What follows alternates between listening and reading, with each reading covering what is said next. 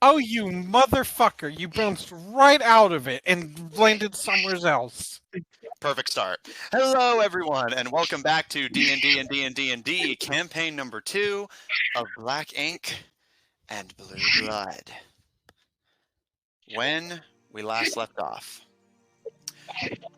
the party began their voyage to the dwarfen prison of Mibasram, located in the Southern Aegis Federation, one of the few members of the Eastern Alliance from the War of Gilded Roses that the party has not had any specific dealings with yet.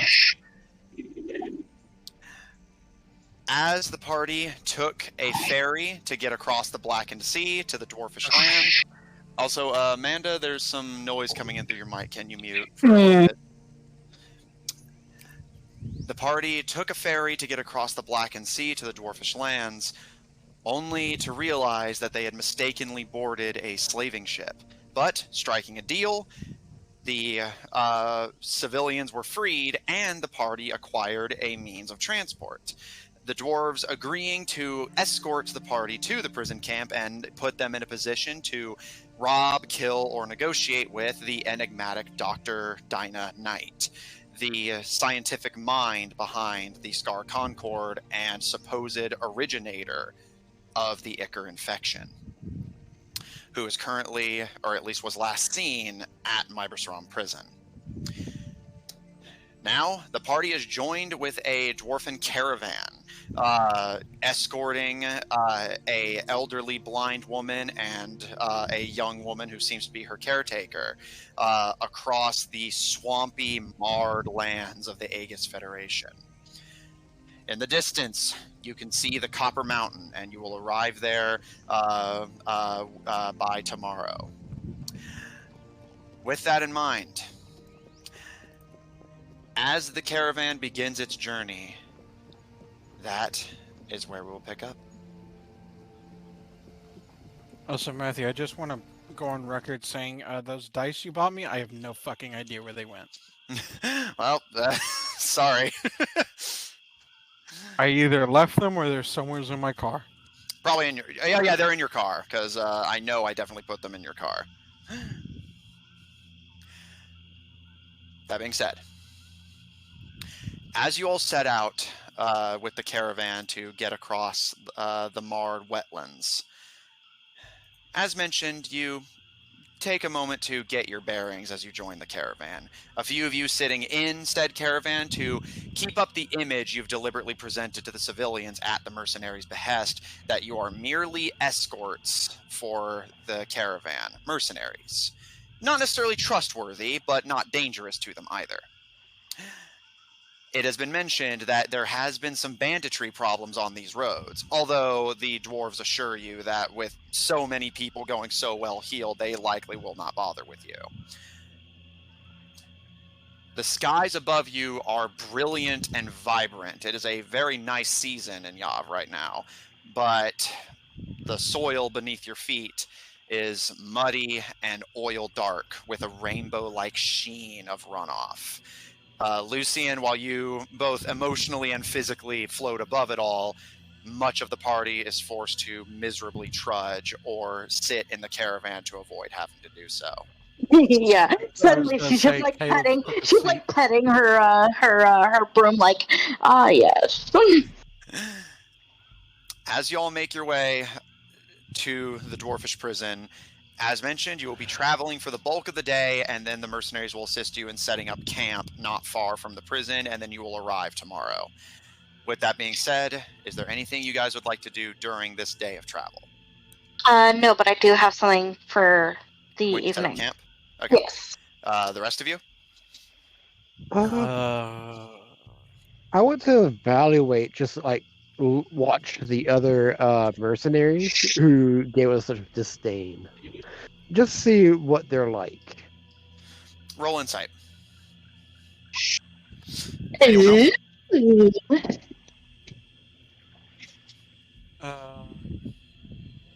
I guess Caleb will keep an eye out, or he'll listen to, because I think you said he was sitting on the cart that had the two people on it, right? Yeah, the old woman and the younger one are sitting in the cart. You, as well as I believe is that correct? What's this walking? Okay, I know it was you and somebody else. I guess maybe Tuco? Someone correct me if I'm wrong.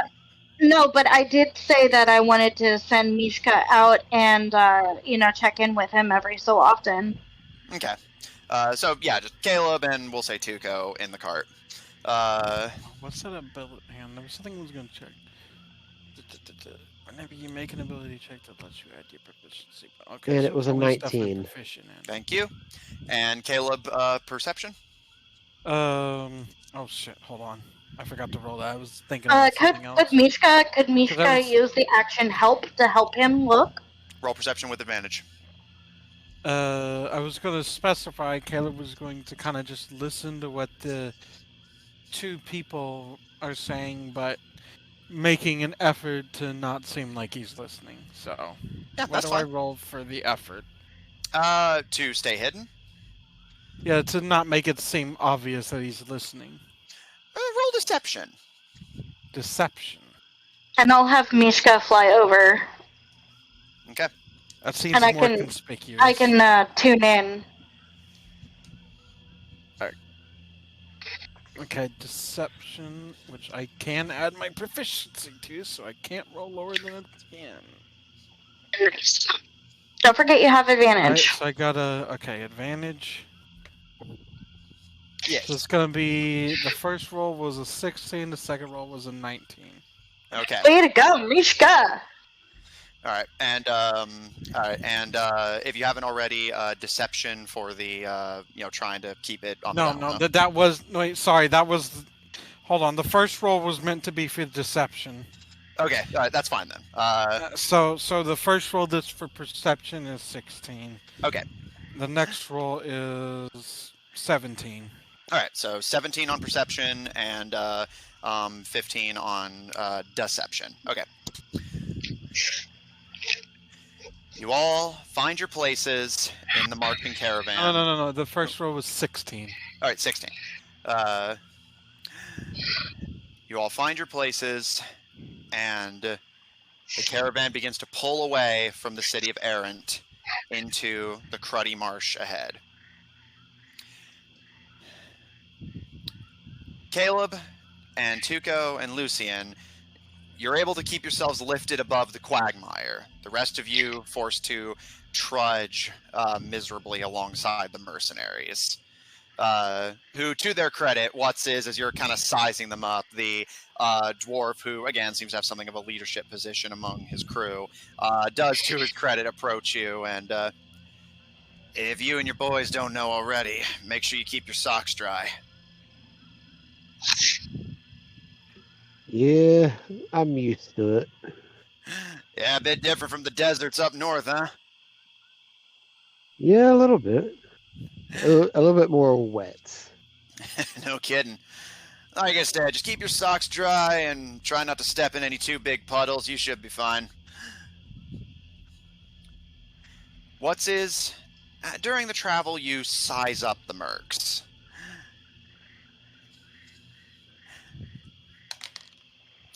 They seem like they're on the up and up. You don't pick up any obvious, and as a clarification, I know it's been a while since we did this, so I'll more clarify for your benefit. It was more the women in the caravan who are looking kind of judgmental about their hired help. The mercenaries are just being cooperative, and as you carefully look them over, they seem like you see them kind of looking to each other, but more in that kind of way you and the crew do, of just like quietly strategizing, making sure someone's always keeping an eye out, somebody's always scouting, etc., etc. I thought the two women were part of the mercenaries. No, they are the people that you guys are guarding. Oh, because those were the ones I was wanting to like. No, I was gonna add on to that, since Caleb and Lucian were eavesdropping on them anyway. Just more for your clarification, since you called them mercenaries. Well, looking at the other one, you can see how they could be a mercenary. Mm-hmm. Speaking of, Caleb, as you sit in the cart, and Lucian, you send your spectral feline to hover over the caravan under the guise of, again, simply keeping watch. And Caleb, just polishing your rifle, looking busy, you carefully listen to any conversation happening between the women. The older woman speaks very quietly. She seems very old and frail.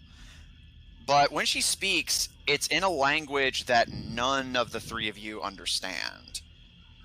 And she doesn't even really seem to be addressing it at the girl, more addressing it to just no one. Doesn't quite look at any of you, although granted she appears to be blind, so you're not sure if she even would to Could begin it be with. some kind of magic? Roll an intelligence check. Could I also do so? Because, Lucian. Roll an intelligence check. Ooh, okay, a check. Don't fail me, D&D Beyond. Ooh, 23. I used the plus on the above the number, right? Yes, the plus whatever below your stat. So I can't roll that one. I can roll less than 10 because that's not a skill. No, yeah, he's right. This is just an ability check, not a skill, so I don't know if reliable talent applies. I got a 13. Okay. Caleb, you are not certain exactly what language it is, but you do know it is your theory is correct that it is. You can definitely pick up a few arcane words that you've heard Lucian use before. It appears to be some sort of magical speech that you're not sure how to translate. You've definitely never heard anything like it That was back home. always Loop's thing. Yeah, very true, very true. Lucian, you pick up the same with the addendum that, granted, you actually do legitimately have the background to know this. You are able to identify this as Druidic, although that does not mean you speak it. You do know that she is speaking Druidic. Likely, she is speaking to the nature around her rather than to the girl. It's interesting. Could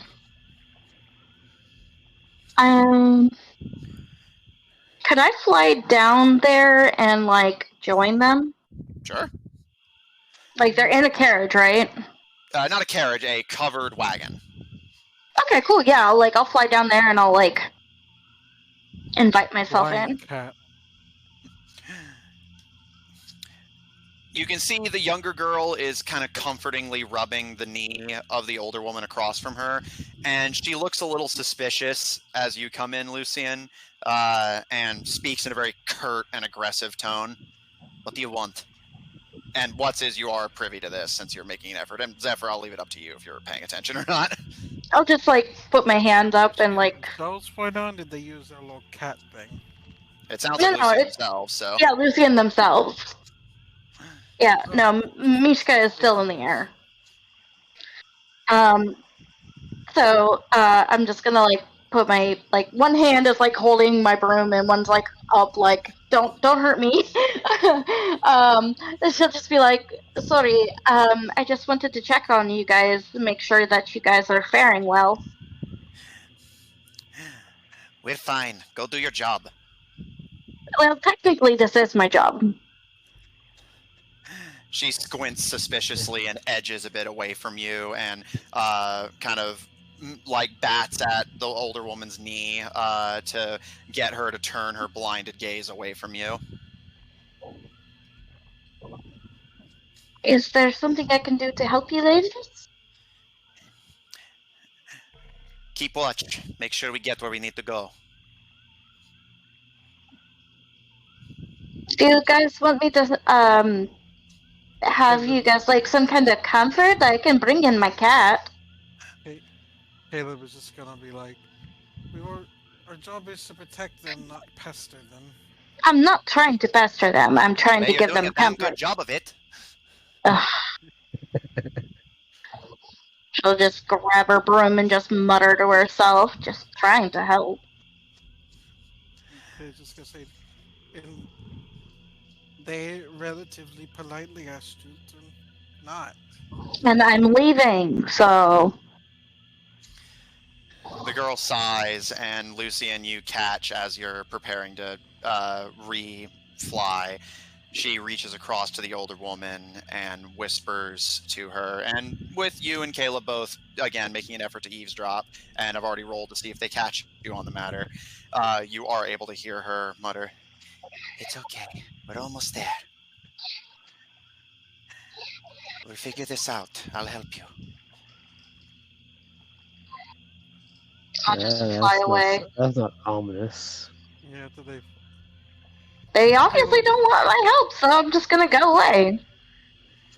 Caleb was just gonna say, don't mind them. Sometimes they have boundary issues. Well, I imagine traveling all around and murdering people doesn't tend to teach you social skills. I didn't really have social skills to begin with, so You're not there sorry if I was anymore. bothering you. I just want to help. You're already helping us. We paid you. You're guarding us. We just need to get to the village. That's it. Well, I mean, I am a cleric, so I have compassion for other people. At this, you actually do see her gaze soften fractionally. I'm a druid. Well, in training. Lucian smiles. I thought I heard some druidic. It was very beautifully done. She looks to the older woman with a smile that you notice doesn't quite reach the eyes. The older woman, for her part, kind of perks her head up, almost like she's just finally heard something that catches her attention, and begins to speak again in complete druidic, so none of you can understand a word she's saying. It's beautiful, but I didn't prepare any spells that will allow me to understand what she is saying. I don't know how useful those spells would be. The only ones who know how to speak it properly are druids themselves. People trained by other druids or members of the circles. She sighs, and seeming like she's doing this more out of an obligation than actually wanting to strike up conversation, she kind of rolls her eyes over to all of you, and she wants to know if you've seen any animals acting strange on your travels. Well, Oh, have that's we? a. Can I sit down for a minute? That's gonna take a minute to explain. You can see she already seems to be regretting saying it, and just waves a hand dismissively. Caleb, roll history. Well, okay. History.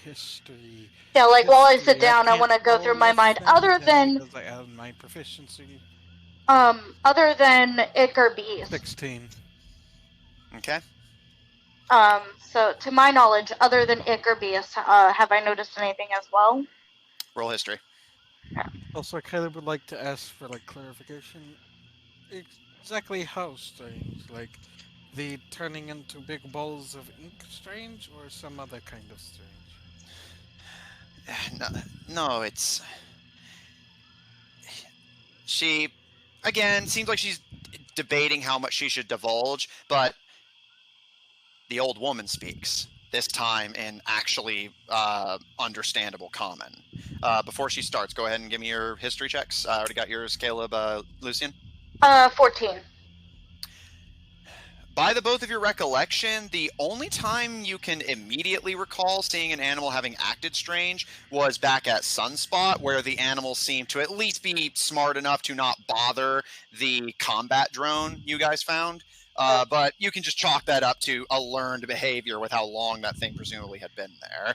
Beyond that, animals have so far actually had very little applicability to your travels, and those you have encountered, such as the creatures in Nablata, are not traditional surface-dwelling creatures, so you're not really sure what the standard of their behavior should be.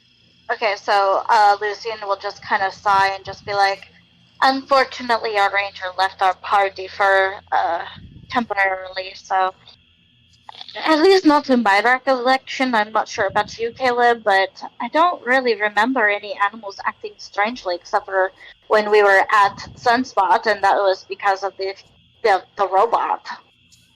The what? Construct. I like how she just repeated exactly what Matthew said. No, yeah, Thank actually, admittedly, I do prefer when players do that. It's a lot more engaging than just I say that. No, I mean like didn't change at all. Like I was just gonna have Caleb just say, nothing that couldn't be explained. Well, I was trying to explain it. That's why. Yeah, to be fair, that is Lucian's thing. She gives a DM's level of information for a what can truthfully be said much quicker. That being said, I guess it's the DM in me. I'm sorry. the older woman smiles. You can see her hair is messy, graying, and covered in moss and twigs. Honestly, Caleb, you. Does she look like that guy from The Hobbit? I was literally just about to bring Radagast. up. Yeah, Radagast. I was just about to say, Caleb, you honestly do half expect a bird to come tweeting out of her hair. Oh my god. Lucio would just, like, die. I'm with gonna have one- Mishka come in and just, like, nest in her hair. Talk about invasion of personal space. I'm sure it's fine. The girl starts immediately, like, making incoherent, angry noises and reaching for the cat, but the old woman leans back away from her It's and a bird. seems completely Pepper. unbothered. She just gives a smile and says something in Druidic, to which the girl responds, "It's not a squirrel!" But the woman looks over to the two of you. Watts is listening closely from the outside. The circle of life is stopped in these lands. Can you explain what you mean? I mean, I understand the circle of life thing, but, like... She always does this. Everything has to be fucking poetic with druids. Look, let me put it to you this way. You know how normally birds eat fish, fish eat other fish, and then those smaller things eat the plants, and then the plants grow, and some of the plants end up killing the fish? Yeah, the circle of life. Yes. That's not happening anymore. I mean, What's happening? the animals are eating. Well, yes, that's exactly it. Nothing is happening. We have a lot of wildlife around here, and she kind of mutters under her breath, "Caleb, you do catch. Not for the dwarves' lack of trying. But as of recent, they've just been lazing around. They aren't eating, they aren't hunting, they just kind of wander around. They ignore each other, they ignore their prey, they even ignore us. We thought maybe if we got closer to them, we could figure out what's going on. So that's why we're here. But there's been bandits on the road, so we need protection. That's why you're here.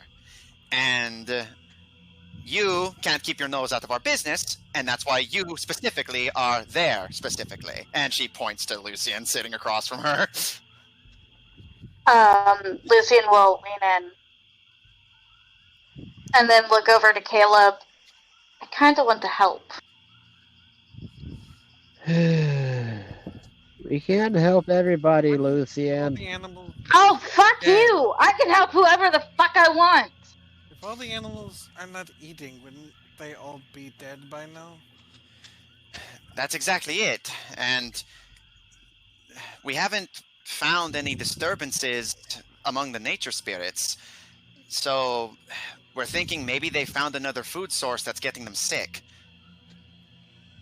Guys, what if this is, like, part of the Scar Concord's thing? Like, we need to fucking figure this out.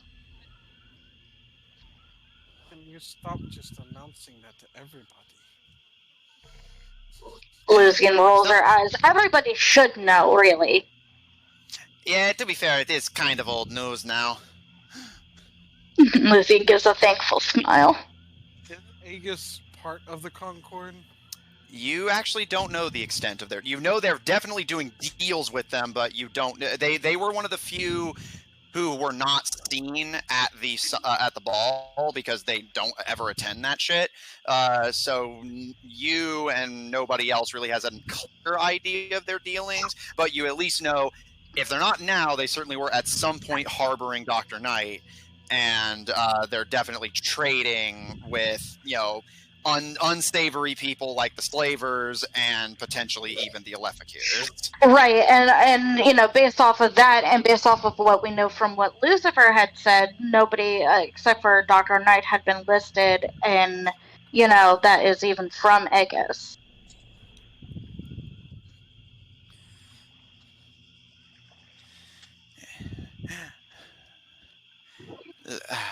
Mama may be a bit long in the tooth, but she's a very good druid. I'm sure she can fix this, or at least figure out what it is. And nothing's upsetting the nature spirit, so the balance isn't being upset. We just want to know what it is. That's all. And she kind of huddles in on herself, looking kind of uncomfortable. Sure, the I really, really want to help you. We are helping. We're making sure they get where we need to go safely. She gives an enthusiastic nod. I want to do more. I want to help them figure it out. We have our own problems, Lucian. Besides, Let we them still handle have a theirs. plan Now to stop deal with it. pestering them. And if not, we can always check in on them on our way back. Yes, it won't take us that long. Just drop us off at the village, and if it's that important to you, I don't know, send a squirrel to let you know what we found. I prefer cats, but thank you. Of course you would. What does that mean? You just seem like, I don't. You just seem like a cat person. That's all. I do like cats. I wonder if it's something to do with the fact that house cats apparently have a tendency to kill wild animals at a very high rate. It's a very big problem, yes. God, I need to tell you about the time Koshka brought us a live bird. The girl kind of scrunches up her nose distastefully, but the older woman just smiles, and the circle of life turns ever onward. I guess Well, even except the for right animals. I guess even the animals that people keep are part of it. She gives a smile and a nod to you, and seeming like she's just paying attention to you properly for the first time, Caleb, she leans forward, kind of jostling the cat in her hair, and gives you a smile. Would you like a candy, little one? Oh my god, I love I think I'm good. Thank you, Oh, though. if you insist. You're a Lucy's growing like, boy. I You need your want nutrients. a candy. Yeah, Mama. Give the cat lady a candy. Oh, if you insist. And she reaches into her kind of ruddy, dark green cloak. Lucian. Oh, I Scared. thought I'm she was gonna so reach into scared. her hair. Oh my god, me She takes your hand, Lucian, and with a broad, happy, grandmotherly smile, places her hand over yours and closes them together. And when she pulls her hand away, you see a ladybug in your palm. A ladybug. Ladybug. Don't Lucian. spend it all in one place. Wait,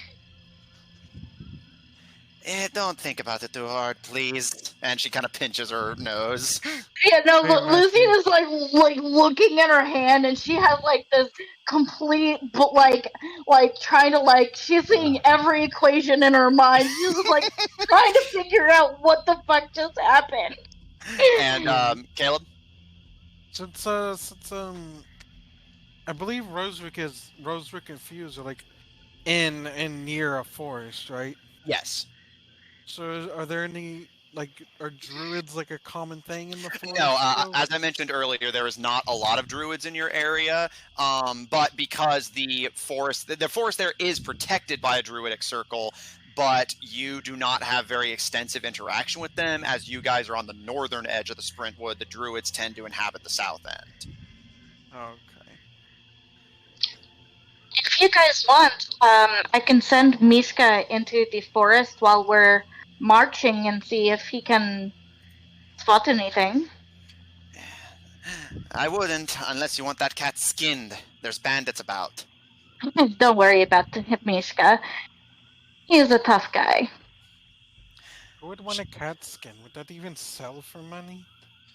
Well, for one thing, he is not real. Well, he is real. He's just, It It's a just went and magic cat. offended your It's a pet. magic cat. Yes, very good, Caleb. Gold star.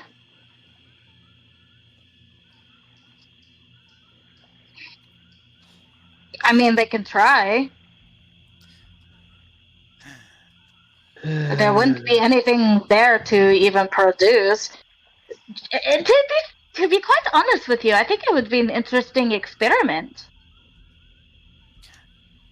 The girl kind of scrunches up her nose again and says a small, what you presume to be prayer in Druidic, and just pulls out a small leather-bound journal and begins to write in it, seeming to just distract herself.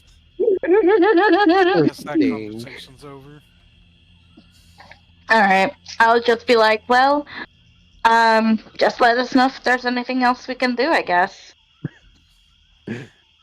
She has. You just don't listen. Yeah, to be fair, she has told you multiple times what you can do. I don't know, and I'm gonna leave. Are you though? You've already said you're I going. literally am leaving right now. It's not I'm my not fault. trying to She be engaged mean. in conversation. The moment Lucian flies away from the caravan, the Like an elderly woman RPG just... where you just run up to every NPC and start talking to them. It's like I- not having any I thought that's what you're. consideration. I thought that's what you're supposed to do in D&D. No, I will so- say, to be fair, yes, I was going to say, I think the closer example would be accepting every side quest in the city before you actually get in order, like, what order you even want to do these in and which ones you even need to do. I mean, it's like it's like if you try to talk to somebody and they like ask and they like just indicate or say that they don't want to talk, you usually don't just keep talking at them. I'm sorry, I'm invested in the story. Jesus. Yeah, now, to be fair, it's literally, like, to give Lucian some credit, this is a teenage girl who's going through her antisocial goth phase, taking care of her senile grandmother. Like, she's in a crappy mood, she's in a swamp surrounded by mercenaries, and does not want people asking her about what is technically supposed to be her religious quest as a druid that they aren't necessarily supposed to share. That being said, as things quiet down, the elderly woman, as Lucian leaves, simply letting out a smile and a, "What a nice girl." Aww. At least she got Oh, some she knew. appreciation. The ladybug you were given, Lucian, flies off into the forest. Aw. I was gonna put him in my pocket. Well, at least you didn't try to eat it. It's candy. Mm. The rest of the trip is fairly quiet, seeming to pick up from what just happened. The girl just keeps her nose in her book and does not say anything to anyone or her charge for the rest of the trip. And the elderly woman, attention drifting, resumes engaging, presumably the nature spirits or just herself, in druidic conversation. Cool. I'm gonna, now that Mishka's done having a little rest, I'm gonna send him into the forest. Okay. And I want to keep an Just- eye out for enemies. Roll perception. Yeah, Caleb will keep an eye out too. And, I I will will- earlier perception. I will instruct in Misha Yeah, to Alright.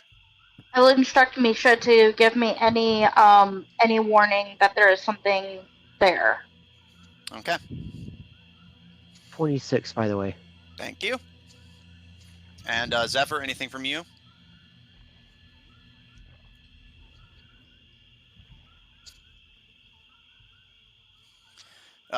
Any particular person you're directing that, or just whoever? Are we there yet?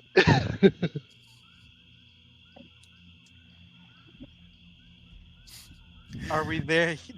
Zephyr just yells in the middle of the trip. Are we there yet? The dwarvish mercenary captain lets out a... Not to worry, little man.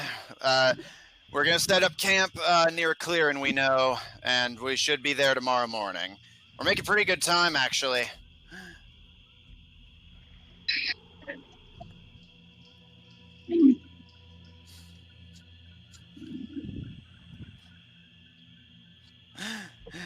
He kind of gives another chuckle and not one for long waits, are you?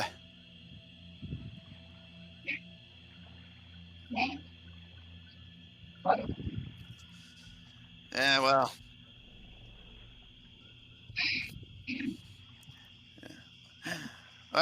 can't say I blame you too hard. A lot of my boys feel much the same. But, and he kind of gives a shrug. Born creatures with 2 legs that need to walk we were, and walk we shall. But if it makes you feel better, well, you might lose out on some sleep, but if you like, I can send you and a couple of the boys ahead while we set up camp to scout out the road, if it gives you something to do.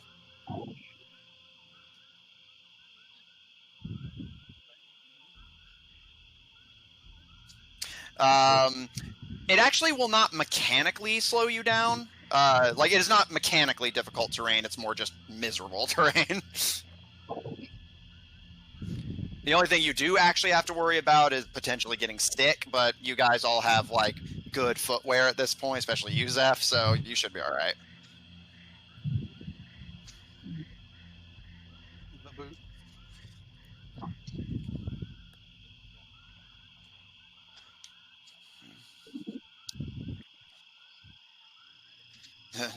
Oh, you think so, huh? And Zeph, you notice the beardless dwarf with the mustache kind of cocks a smile at you out of the corner of his eye. Care to place a wager on that? I will. I want to see Zephyr get beaten. Never heard of a fast dwarf. Usually dwarves don't need to move too fast because they're underground and all. Well, bet you never heard of a dwarf without a beard either.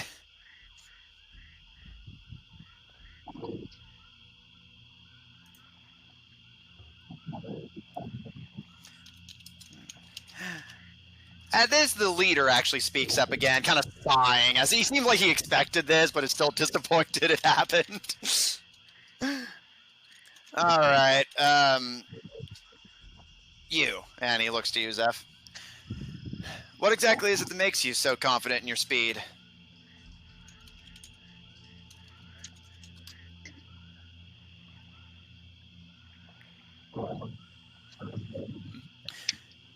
Yeah, I'll admit I'm curious.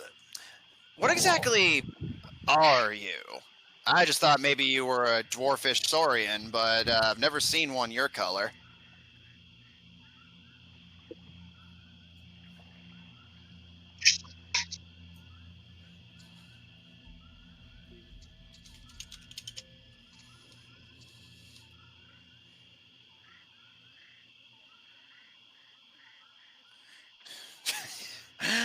I'll admit I don't know what you are, but you are definitely not a kobold. Alright, well, if you're just a speedy little bastard, then I say it's fair that just don't use any magic and see who's just faster on their own.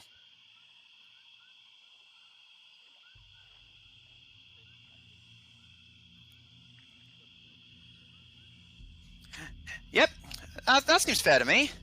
No fancy boots, no spells, no potions, just take a quick run through the swamp, see who reaches the mountain first.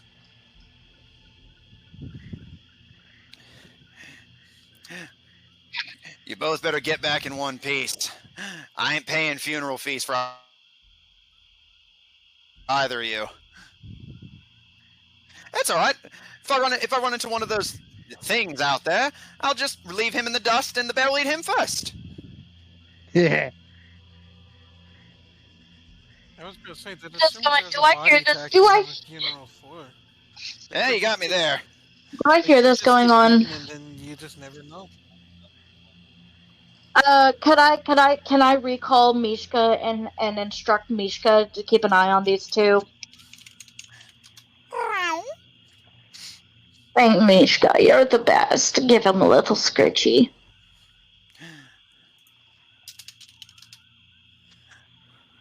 A lot of clicky clacking.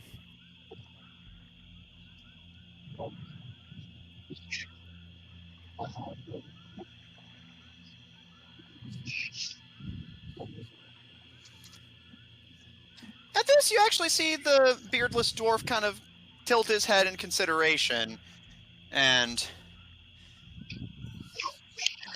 I'll tell you what, friend. Forget what the captain says. No holding back for either of us. And if you do manage to leave me behind, I'll pay the bet money myself.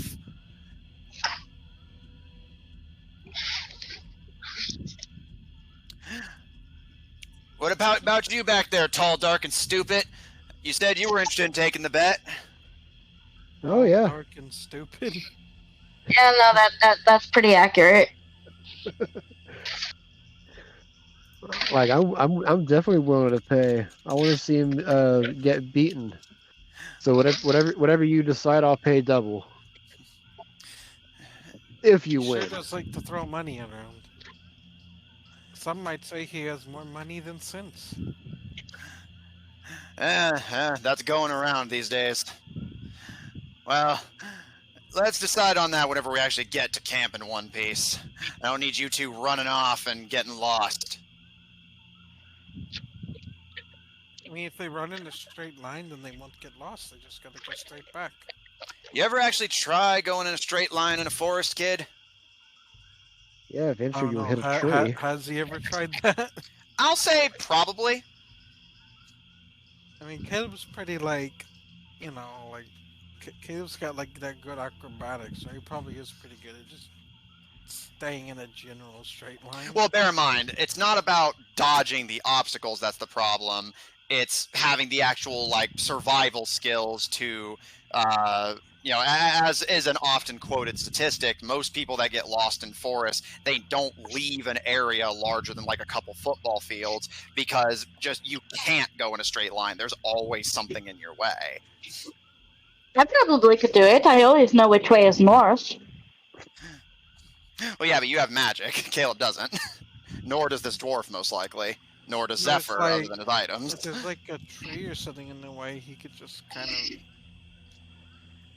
Yeah. Yeah, just do it like a video game where you like just platform over every obstacle. I mean, depending on how. I mean, depend. Nice.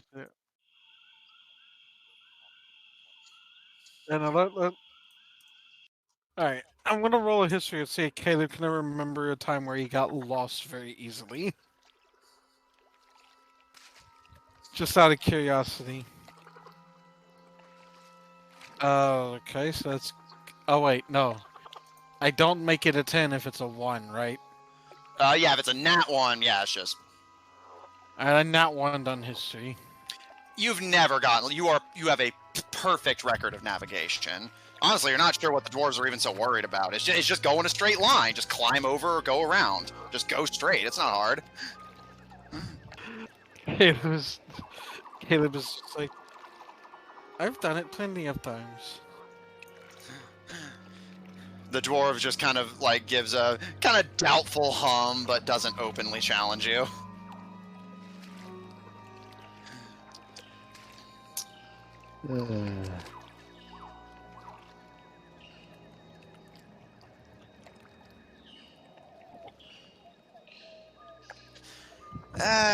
Well... And the guy kind of rubs the back of his head before... I don't admittedly got much on me right now. What say you to 9 gold to the winner?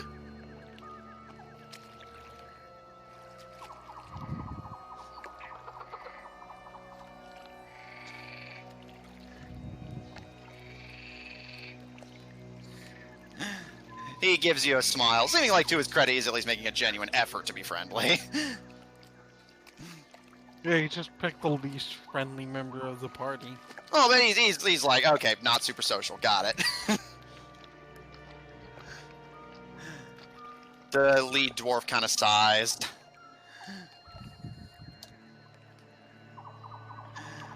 As you all continue your way down the path, eventually the captain holds up a tiny pudgy hand and directs you all to start swerving a bit left from the mountain, heading off into the surrounding swampland. There's a place we usually set up camp when we take this route not far from here. Used to be an old lumber mill, but once we kind of got everything we could out of it, it just got abandoned. There's no more trees. There wasn't at the time. Things have grown back a bit since then, but, well, there's a reason this dirt doesn't take much anymore.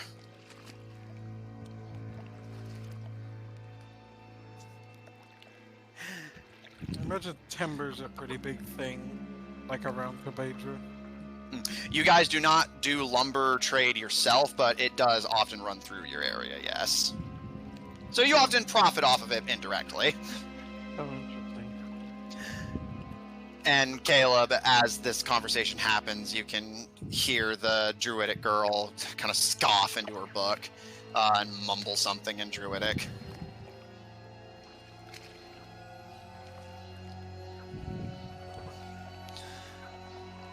Caleb won't cry too much. You kind of glance her way, but leave her to her business, although you can see her scowling out of the carriage at the dwarves. Yeah, that's reasonable.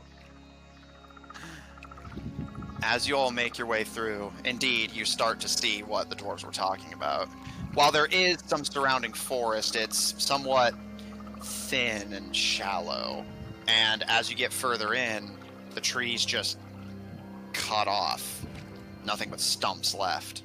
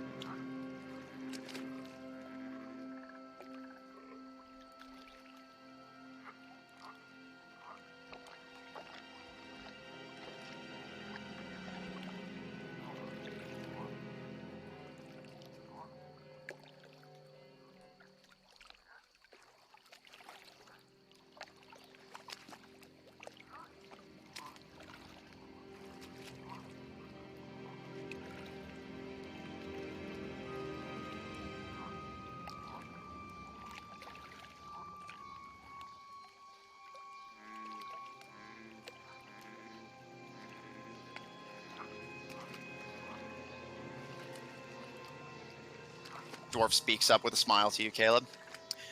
More than one way to skin a cat, as they say. Just because we're not on the front lines doesn't mean we don't help. Just not my cat. I thought you said your cat can be skinned.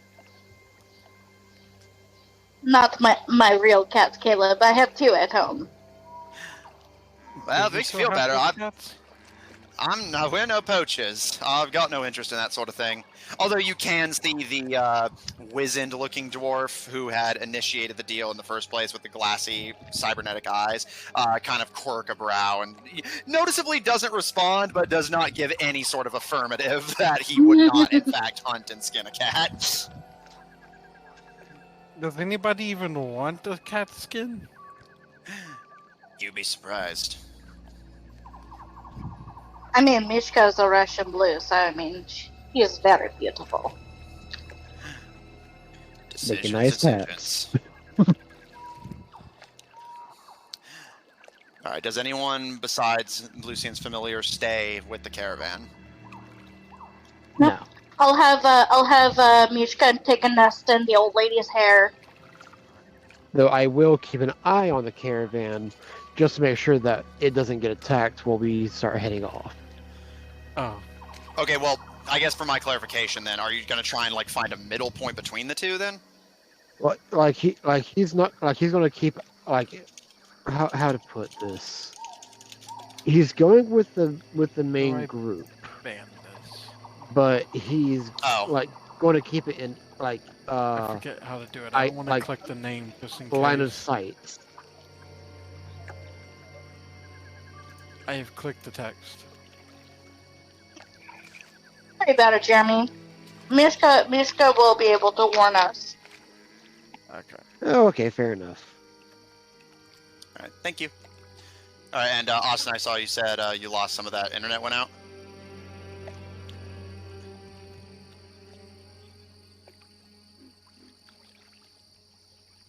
All right. Well, oh, wow. Geez, that was a lot. Okay. You guys went into the forest, saw that indeed there is evidence of logging having happened here intensely at one point. The dwarves are saying that anyone who's willing to fight, go further ahead. Lucian's leaving her familiar with the caravan to keep an eye on the druids, along with two of the dwarvish men, one of which is the one you challenged, because they want to make sure that there, as Caleb put it, there's no squatters already at the campsite. And What's-His was just confirming that, yeah, because Lucian's familiar can warn you if something attacks the caravan, then What's-His is fine to head with you. I don't think I missed much else outside of the return of the cat skin gag, which the glassy-eyed. Okay, so yeah, I think that's everything then. You in, little man?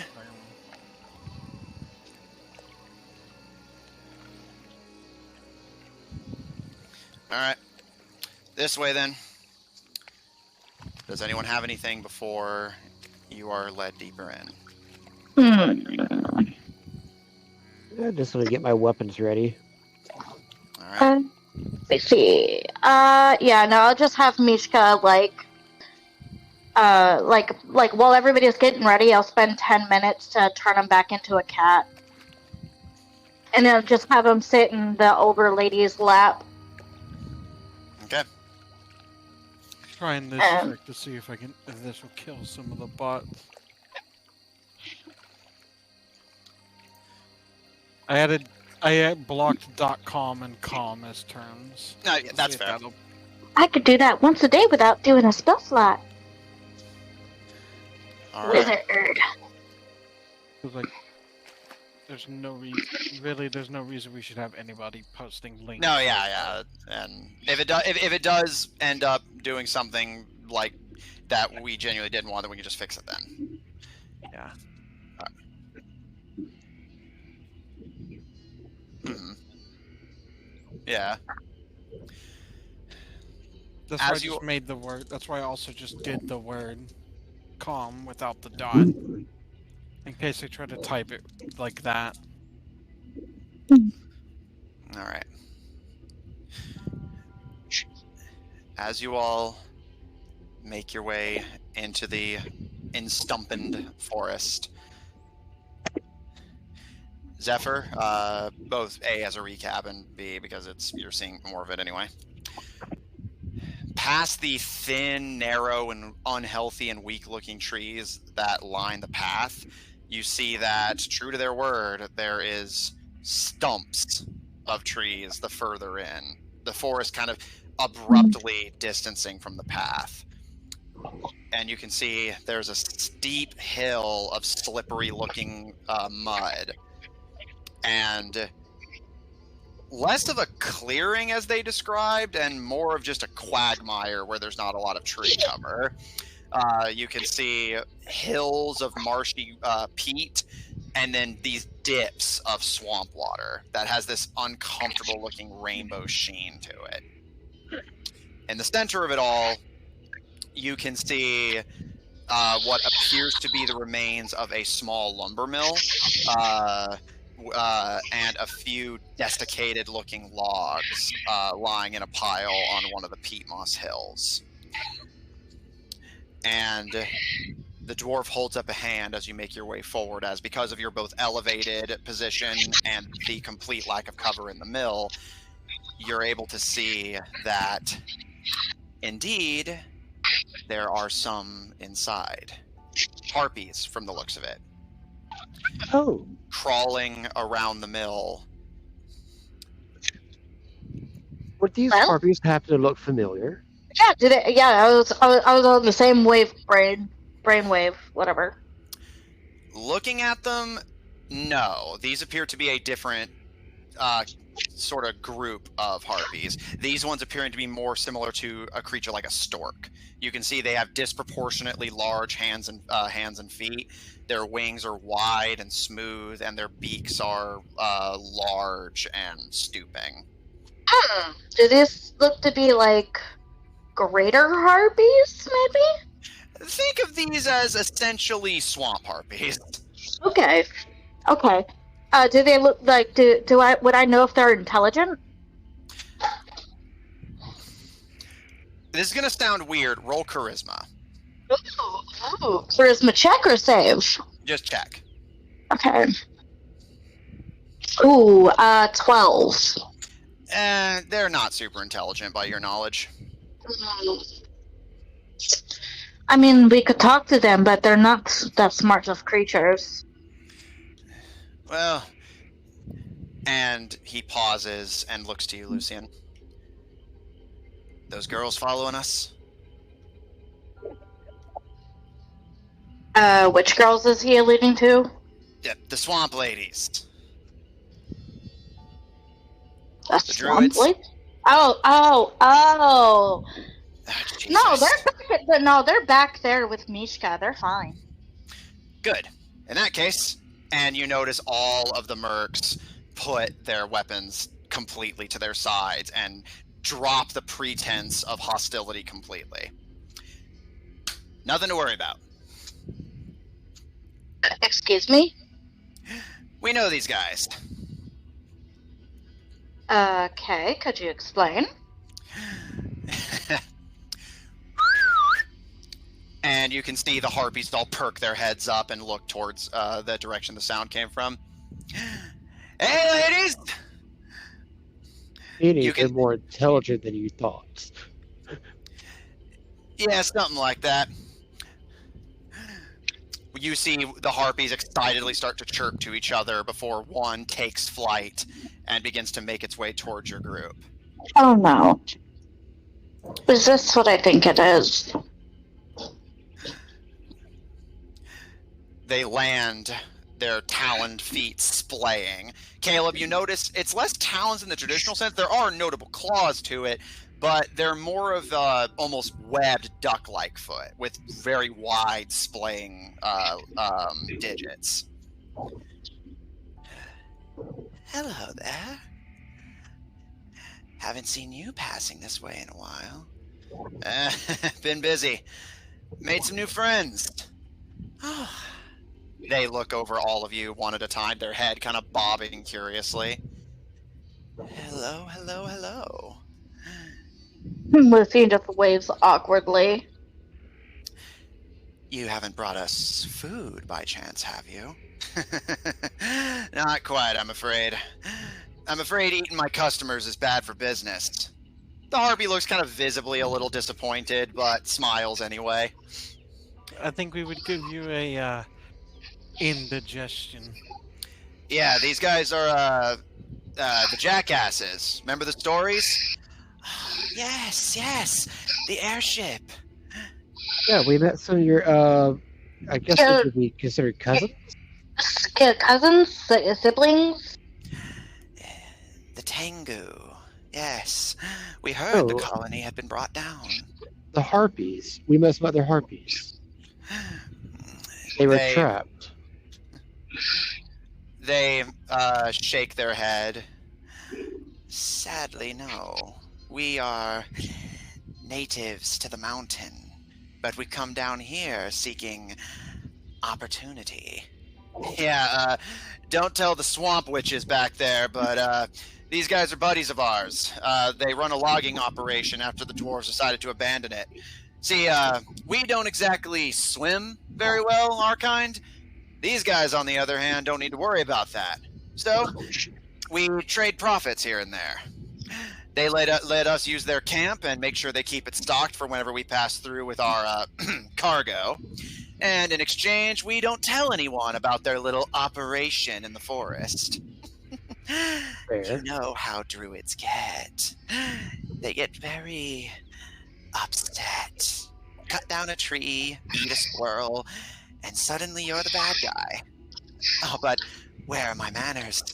They flit up into a tree and perch on a low-hanging branch to get a better look at all of you from above.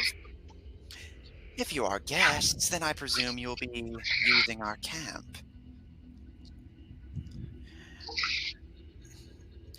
That's the idea. No sense fighting our way when we can negotiate. I'll give you a small cut of what we make here, and in exchange, your secret's safe with us. All of you? Lucian kind of like shifts anxiously. The harpy squints suspiciously. Look, I get what you're trying to do here, and it's a thing, but I don't think it's good to lie to the druids. They need to know. That'll Why? be fine. Well, aren't Yeah, they? you would Aren't not make they? it very well back in my home thinking like that. Well, I mean, aren't they like the protectors of this place? Haven't done a good job so far. I don't see why they need to start now. She kind of like scratches the back of her neck. I don't know. I don't feel comfortable with them not knowing, at least. Then I'm afraid our business is concluded. And the harpy spreads their wings and prepares to take flight again if nobody stops them. Come on, Would you like Lucian. somewhere to stay instead of sleeping in the dirt. Like he says it to Lucian. I don't like the dirt. Like, would you rather be in an actual camp? And if we're not sleeping in the dirt, which I wouldn't recommend, even if the lady was fine with it, there's you'll get sick, to put it mildly. Our only other option would be to just head to the mountain without stopping, which means we'd all be going into this half-cocked and dead tired. Lucian sighs heavily. All right. If we're gonna have to make this concession this once. The harpy turns their attention to you, Zephyr.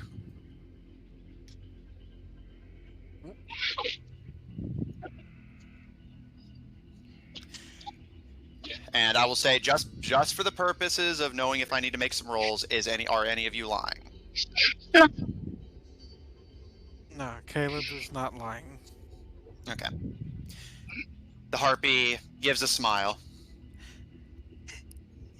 Give us 10 minutes. We will ensure there are comfortable beds waiting for you. And with that, they take flight and head back to the camp and begin to call to their comrades to prepare to abandon the camp and make sure it looks abandoned. All right. Swamp Witches ask.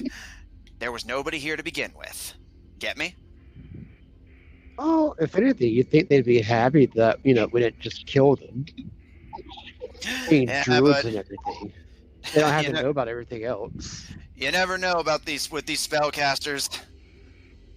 Yeah, you're right about that. Thanks for your cooperation. I think that our business relationship is going to do just fine. You guys can go ahead and get settled in if you like. We'll head back and let the ladies know we're good to move in. Didn't they say to give them 10 minutes? That's just to clear out and make sure the place looks abandoned, and to make up some nice little beds for us. I'm sure they won't mind a few people taking a peek as long as you don't share what you found. I doubt you guys have much use for lumber anyway. Yeah, let me build the house right here. Nice little log cabin, very cozy. Nice house in the country. Perfect. Get a view of, what's the environment like here? Quagmires and swamps. Yeah, the stench is just reminds me of home. I guess. And Oh, with a brother like that, I would say. This actually you makes have a her great laugh. view of the swamp. You can enjoy that swampy air and that swampy ass. Ain't so bad once you get used to it. Well, it's better than fish. All right, boys, let the swamp witches know we're good. Why don't funny you how just they- call them by their real names? Oh no, He they're kind of. talking about the druids. Yeah, no, I know. Well, that's the funny thing there, Mist. I don't call them that because I didn't ask, because I didn't care, and I still don't. But by all means, what's their names?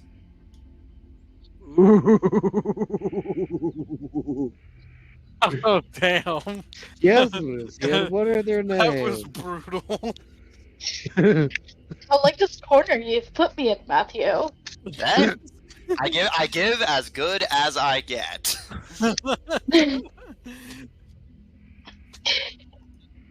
Emotional. Okay. So Lucian just like her cheeks turn a little red and her ears a little pink. That's not the point. Hey, I didn't ask either. I'm not judging. But if you're gonna look down on me from a high horse, I suggest you make sure yours isn't dead first. I didn't like to mean their names. I meant by their what they are, druid. Of the swamp. The little bitch isn't even a proper druid yet. She's just an apprentice. And the old woman's so senile, I bet you wouldn't notice if I stabbed a puppy right in front of her. Circle of life!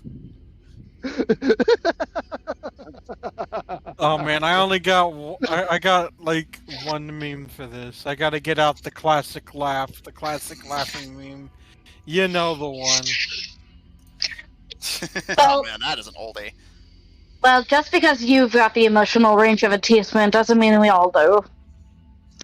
He gives a bit of a shrug and motions don't pay the bills, hun.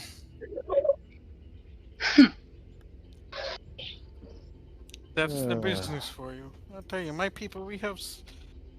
Actually, hold on. Before I say that, does this people ever like do mercenary work? It seems like something they might do. Yeah, and yeah, I will. Yeah, you are on the right track. Don't worry. Yes, the Tebadrins also. It doesn't come naturally to them like it does for the dwarves. Dwarves in general tend to be rather emotionally constipated. But yes, the Tebadrins as well also do tend to just do what works. Yeah, and then I'd like to add Yeah, for Caleb, it's gonna Lucian. be like, Go ahead. yeah, that's how this kind of business is. You'll find that my people, we are very experienced at this kind of work. Lucian will just cross her arms. I'm not a mercenary or an adventurer. Oh yeah, Well, there's you are a now. downed airship in a mountain that begs to differ. I'm only doing this because I'm being asked to, not because I want to. Hey, not my fault you'd negotiated a bad contract. You can be bad at something and still be it. For instance, I like to think of myself as a very good charity worker. Have you ever done anything charitable in your life? Nope, He helps himself. I didn't say I was good at it. Technically. You are whatever you want to call yourself at the end of the day. That's my boy. And he kind of pats you on the knee, Caleb, as he walks by you. Don't make trouble for the harpies. They'll be leaving in a few minutes. I'm just gonna walk away. Oh, Lucian walks away. Like a Zephyr. You're taking a page out of Zephyr's book. Of all the pages you had to take. It is. Alright, does anyone have any business they wish to conduct before the harpies completely leave and the druids are brought onto the scene? Nah. No, I'm just gonna we're good. sit on my broom and stew. Alright. So her like resting state. Yeah. Almost like clockwork, the harpies can be seen leaving in a flock, staying low to the ground before vanishing into the distance. And once they've at least gotten far enough that their silhouettes could easily simply be mistaken for birds, those of you who waited here can hear the distant conversation between the mercenaries grow closer, and the caravan is pulled onto the scene. While they are away, are they like around or like are they looking? Everyone but the party has headed back to the caravan to, let the druids know the quote-unquote situation, and get their cargo pulled in. Before Lucian leaves the forest completely, is there a possibility maybe I could find a feather from the harpies? Roll survival. Okay. Because I think I thought of a loophole. Survival. Oh God. There are always loopholes. You just have to Seems find like them. a what's this kind of idea. Already prepping potential consequences.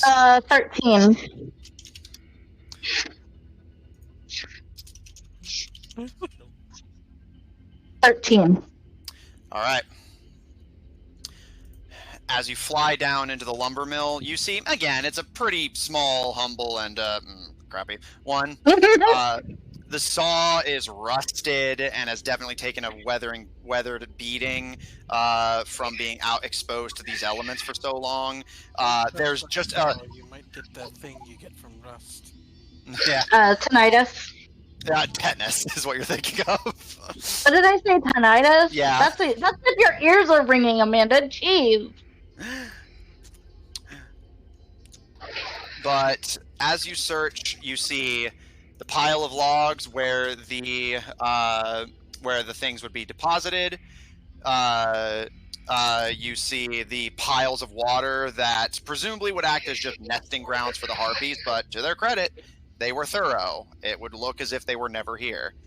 The only sign of of their potential presence that you can find is there are a few nests up in the roof, but nothing that couldn't just be chalked up to an animal.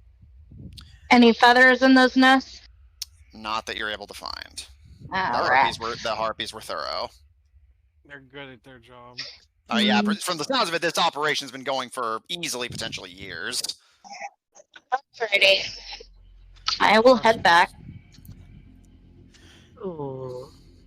As the druids arrive, the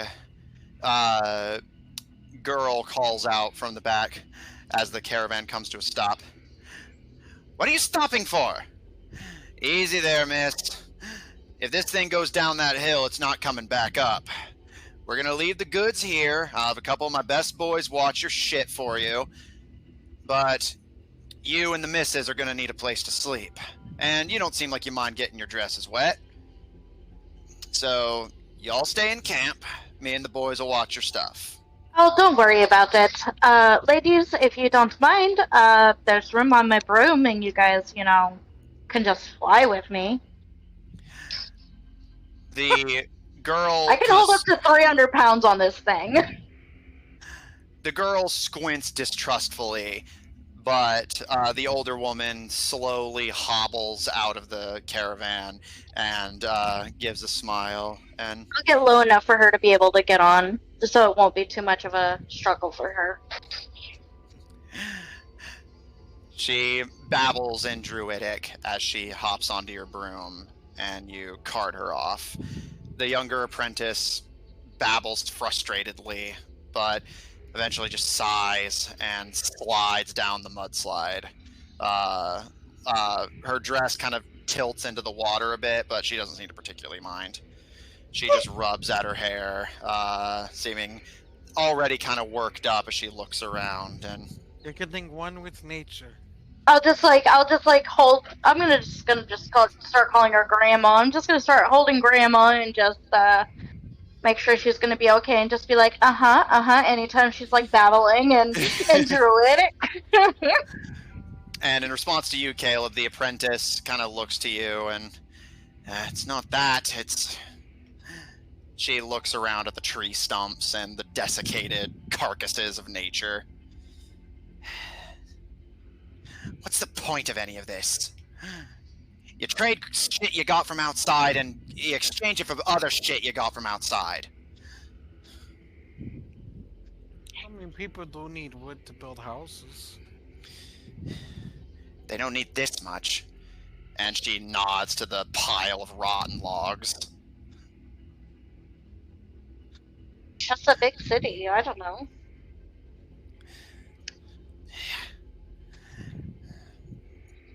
You all go ahead.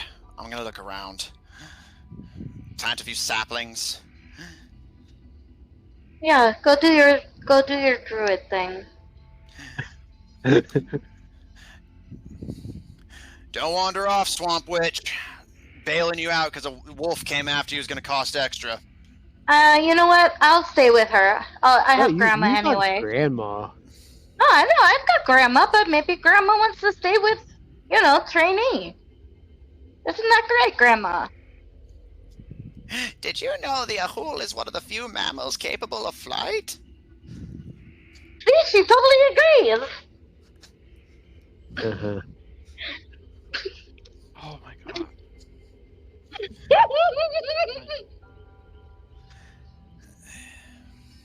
The rest of you, get comfy. It's not the best digs, but it's the best we're gonna get. It's a good thing there was nobody here to fight us off, huh? Yeah, definitely. I will send Mishka to go around what's his shoulders.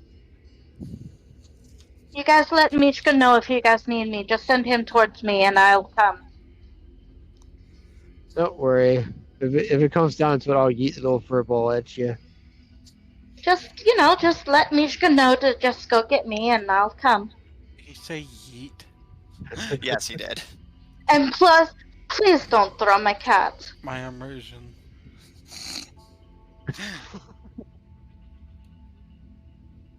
I need to have that on a shirt. Please don't throw my cat. I feel like that would give the wrong idea. It's like one of those memes, like how to take care of your cat, and then they do like a little comic of like what to do, what not to do. Yeah. And one of them is do send them on scouting missions where there's definitely illegal poaching happening. Don't throw them to get within telepathy range. Yeah. No fun. So I'll just instruct Misha to do whatever what's it says. All right. And they That's hop a good off your boy. broom. I'll give you a nice big snack later. Is there anything any of you would like to do while you're just setting up camp and getting ready to go down for the night? Huh? I'll just hang out with Grandma and Tree Lady. All right. Yeah, just keeping guard All right. like a good mercenary. Speaking of, the dwarven mercs begin to disperse. The glass-eyed one climbs up to the top of the lumber mill, takes out what appears to be a modified cut-down short-range rifle, and just kind of monitors the area from up high. The baklava-clad one and the one with the leg prosthetics wait by the caravan to guard the cargo. The captain just heads inside and gets ready to sleep. But Zephyr, as everyone's settling down and deciding what to do for the day, TM, you are approached by the beardless dwarf, who gives you a smile and, well, seems like everyone else has gotten the job done, which means, for the time being, I'm out of work, and I'm not getting paid extra to stand around, so how's about that race? If we're lucky, we can get back in time to at least get a nap.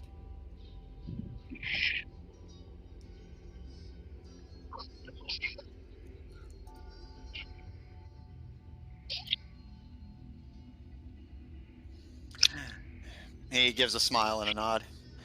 All right, boss just wants us to make sure that there's not some any kind of trouble going on in the village beneath the mountain. If we make it to that village, we can drop off the dead weight, and we can take care of business from there.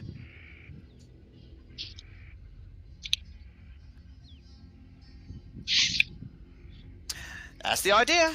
Say, whoever makes it to the village first, meet up out on the outskirts and make our way back?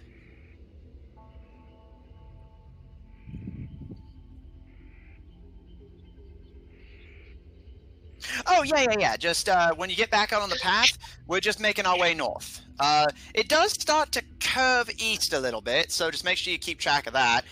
Don't just run in a straight line. You'll probably end up hitting a tree or something. Is he thinking back to Caleb's statement?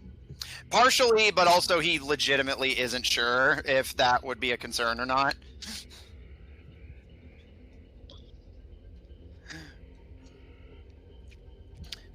He holds out a hand to you. Sound good?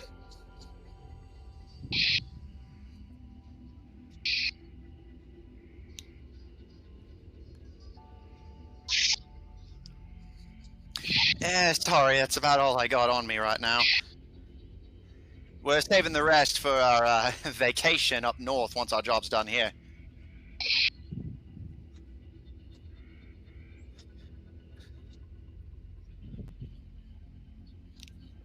Well, yeah.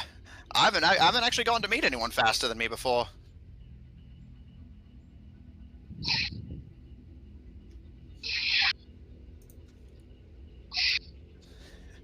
I hope so. Gives you something to aspire to, I suppose. Let's get back on the path and start out there, all right?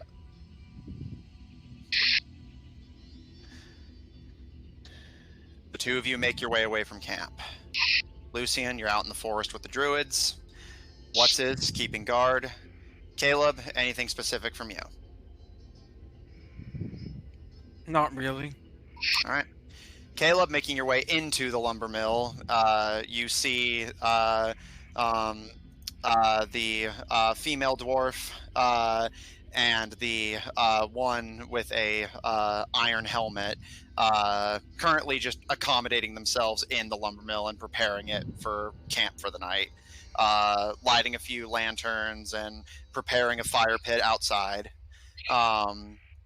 As you enter, they both nod to you, but otherwise don't give you too much trouble.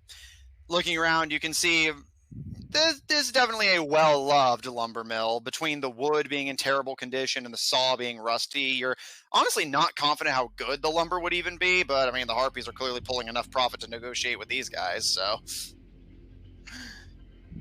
But you see that the Harpies have kindly left you a few large leather knapsacks. Looking a bit weathered and used, but comfortable. It's better than sleeping in the mud. Sitting in the mud would just be sickness. Yeah. And as you all make your preparations, Zephyr, you and the dwarf take your starting positions. Back. Gotta use the restroom and get something to drink. Go ahead, I'm doing Zephyr and Lucian bits a bit right now anyway. The dwarf pulls goggles over his eyes, pulls up a hood to keep his hair back, and kind of takes a bit of a sprinter's position, which looks a bit funny on a dwarf. All right, ready?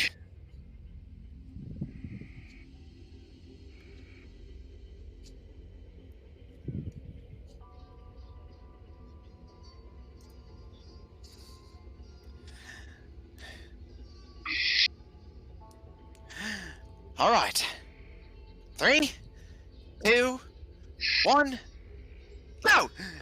And he takes off running. So, as a starting point, Zephyr, what is not counting dashing, just base? What is the movement speed you can work with? Okay. So, all right, so he is actually faster than you base speed, but let's see if you can use some abilities to outspeed him. So,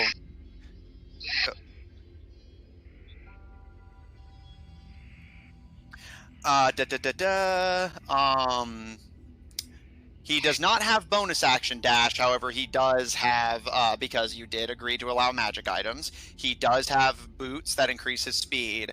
And he does have a class feature that I won't specify that also increases his speed.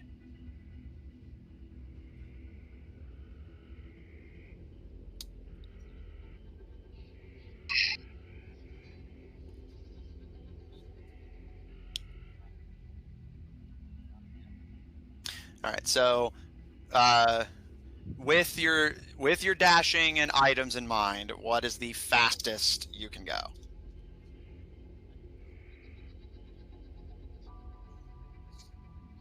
Yeah, fair. Even if keeps his end of the deal and doubles it, that's still 19, 20, 21, 22, 23, 24, 25, 20. So it'd be like 20 something, which is still not much.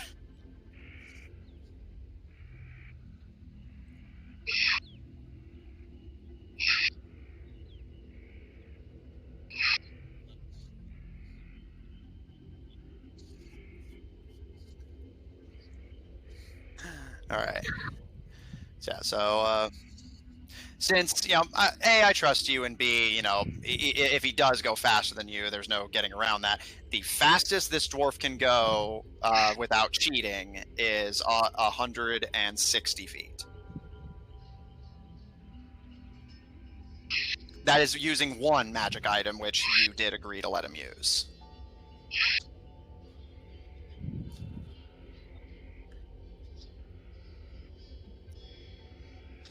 Yeah, because dash, bonus action dash.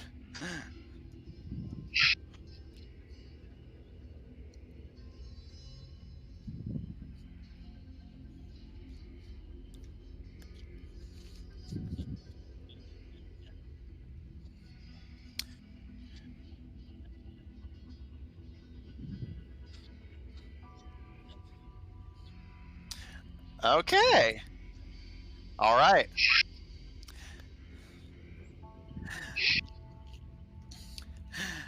The two of you take off in a sprint. And initially, you're used to people being very slow. So you just run at your base level. No, not full sprinting and not using magic yet. And he tears off ahead of you. And you start sprinting and realize that even sprinting, he's still moving faster than you. So finally, you activate your boots and tear past him now, fucking Roadrunner style. That's what I come back to. The guy almost I had outsped him, stuff in but my Zephyr mouth had a and magic everything. item.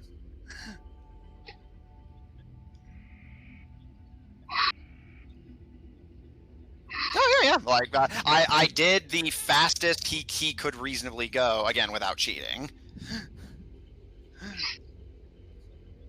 Yeah, I was gonna say, like, no, actually, that is something you guys get credit for, like, because I did have it noted he would have tried to cheat if you weren't on friendly terms with him, but he respects you well enough to actually genuinely want to see if you're faster than him. Which, to his credit, as you tear past him further up the path, the two of you just dead sprinting, giving it all you got.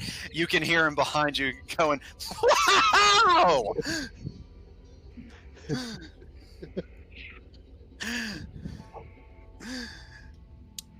It doesn't take long. You're going fast. After, how long can you maintain this, just for my reference? Oh, so what is it? What are you at if you're not using the boots of speed?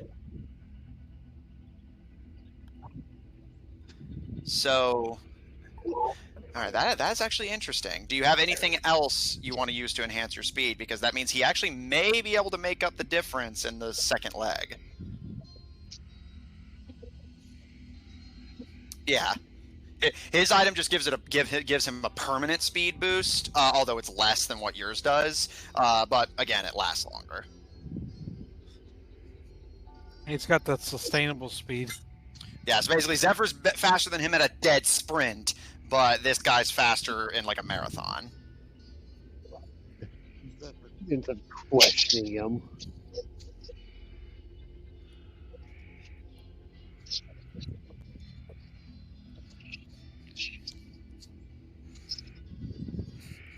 All right. Well, before I make a declaration, so what is the speed you're moving at now with the boots?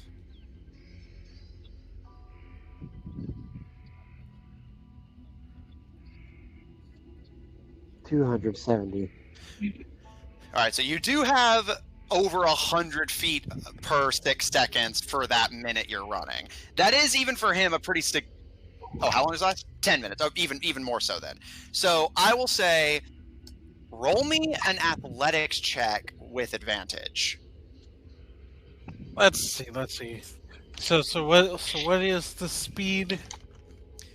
You said it was 270 over 6 seconds? Yeah, Like 270 feet over 6 yeah, seconds? 270 feet every 6 seconds. He's going for 60 seconds before he slows back down. This No, he's guy. going for 60 seconds times 10. Oh, right, yes, sorry. Let's see, so I was thinking of rounds. 270 divided by 6. So that's 45 feet a second times 600 for which would be 10 minutes. Yeah, with advantage. That means in 10 minutes he would cover 27,000 feet.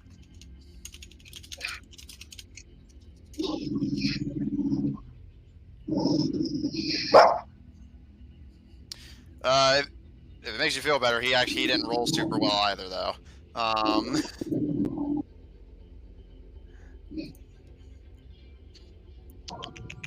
Let's see, Let's see how he does. 2 miles.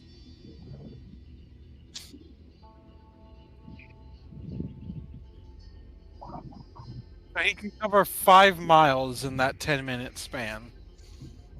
All right.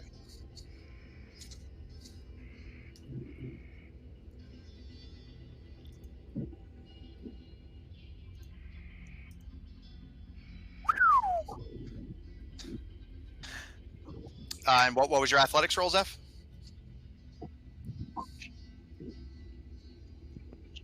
Okay, and out of curiosity, what would it have been without advantage? Feet per second a miles. Okay. Yeah, Okay. like at the 45 feet a second, that'd be about 30 miles an hour. So, and your thing seems to basically double it.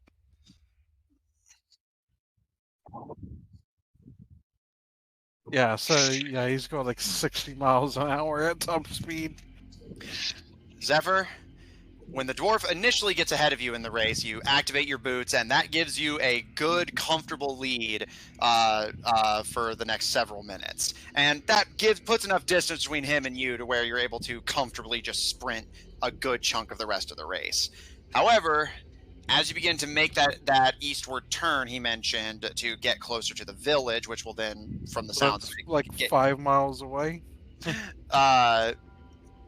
And again, by this point, the race is going for a good while. This is not a quick jaunt by any means. It's just you both are fast as shit.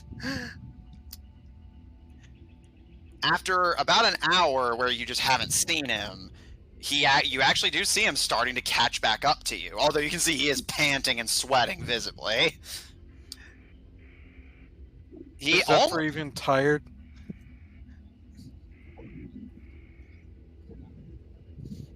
Yeah. And yeah, Zephyr sprinting this whole way. But Zephyr, as you see him getting closer, you fight to maintain your lead. And as you reach the outskirts of the village before you would run fully into it. Is it a photo finish?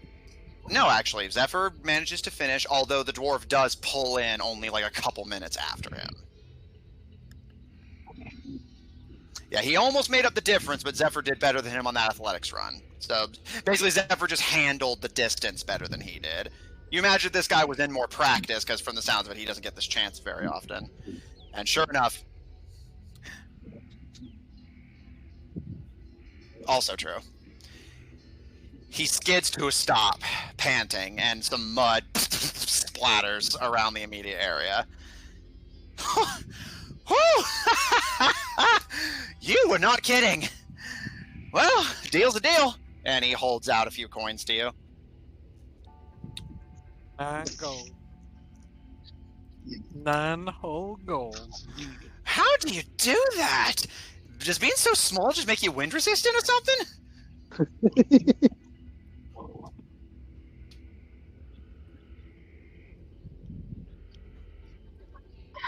Thanks, mate.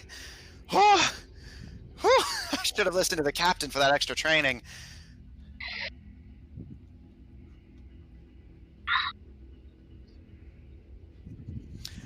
You would have given me a good run of it, though. You don't even seem like you're winded.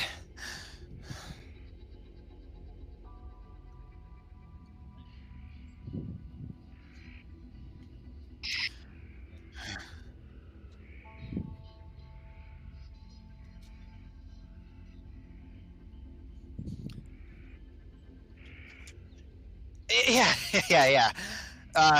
We're not going in yet. I mean, it's not that we wouldn't be welcome, just, you know. We're just here to make sure that there's no trouble. I don't see any dragons, but, might be good to get a look around the area just in case. You know, they weren't kidding about there being bandits. That wasn't completely us just lying. We don't have a finger in every crime going on around here. So, you mind helping me take a look around? Just make sure that there's nothing we're missing? Make sure there's no, I don't know, goblins raiding or something?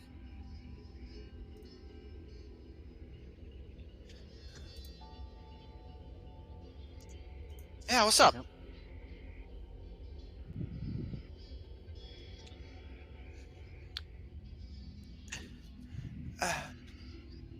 Oh, yeah, our sniper.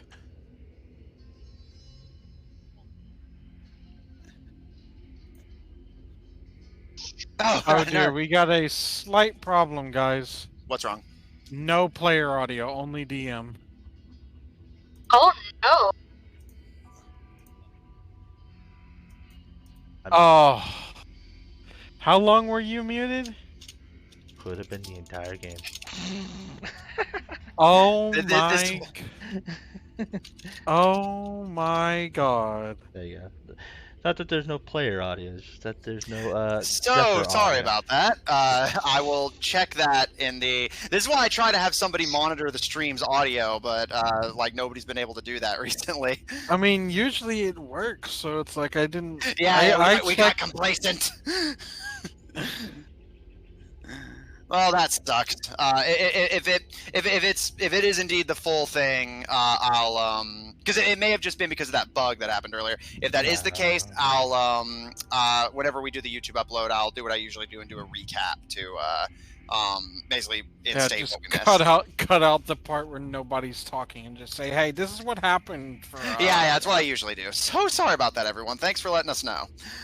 But yeah, back to the thing. Is that a common practice among your dwarves? Oh, no. We have a guy for that. Golf made us a special deal for it. He didn't actually need him. His eyesight was fine, but he said he was tired of rogues backstabbing him and sneaking up on him. Said he wanted to see him coming. So we had a guy make us a deal for it. I didn't even know those fancy things could do that, but well, I mean, we got what we paid for. Cost us a pretty penny too. So it's not common among dwarves. That's good to know. Yeah, we're certainly no stranger to replacing lost body parts, but yeah, we are kind of oddballs for just doing it for funsies. Alright. And Zephyr will kind of mess with this ring. I guess let's go check out the village and he will turn invisible.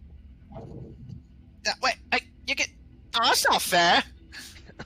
Ah, damn it. Never get into a game of hide and seek with Zephyr. Unless you have really good tracking skills. I have see invisibility, by the way. Well, because he would still leave, like, tracks and shit. Mm-hmm. I have see invisibility, so...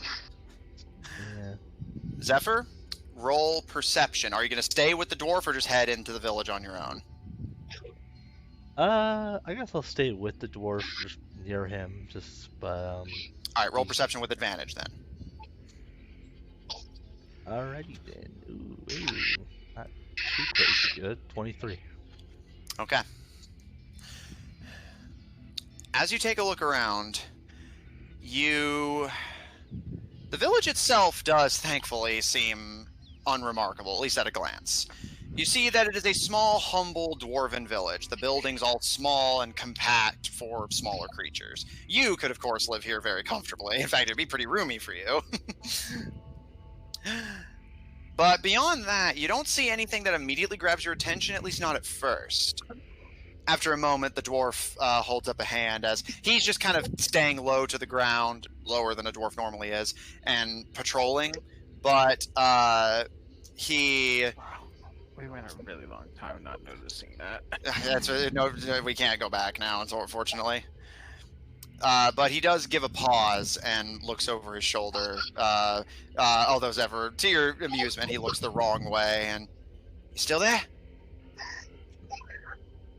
Over here, but yes. Check that out. And as you look in the direction he's pointing, you see a massive bear-like creature in the darkness.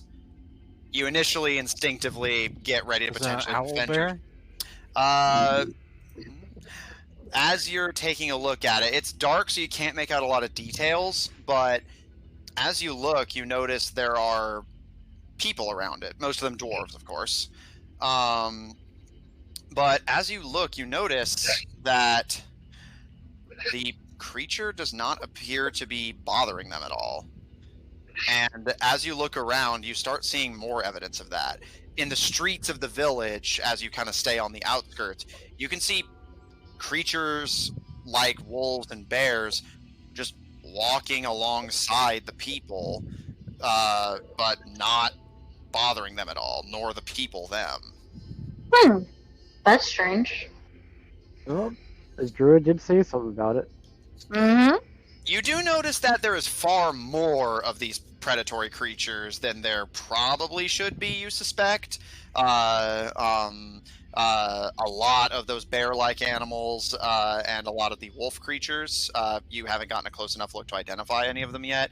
But yeah, you definitely note that that's odd. And yes, indeed, you recall from the caravan, the druids mentioning that animals had been weirdly at peace. The animals aren't bothering each other, not bothering the people that they could easily eat quickly. Just walking around like they're supposed to be there. And the people not bothering the animals, like they could poach them easily. Yeah, they're just chilling. Hmm.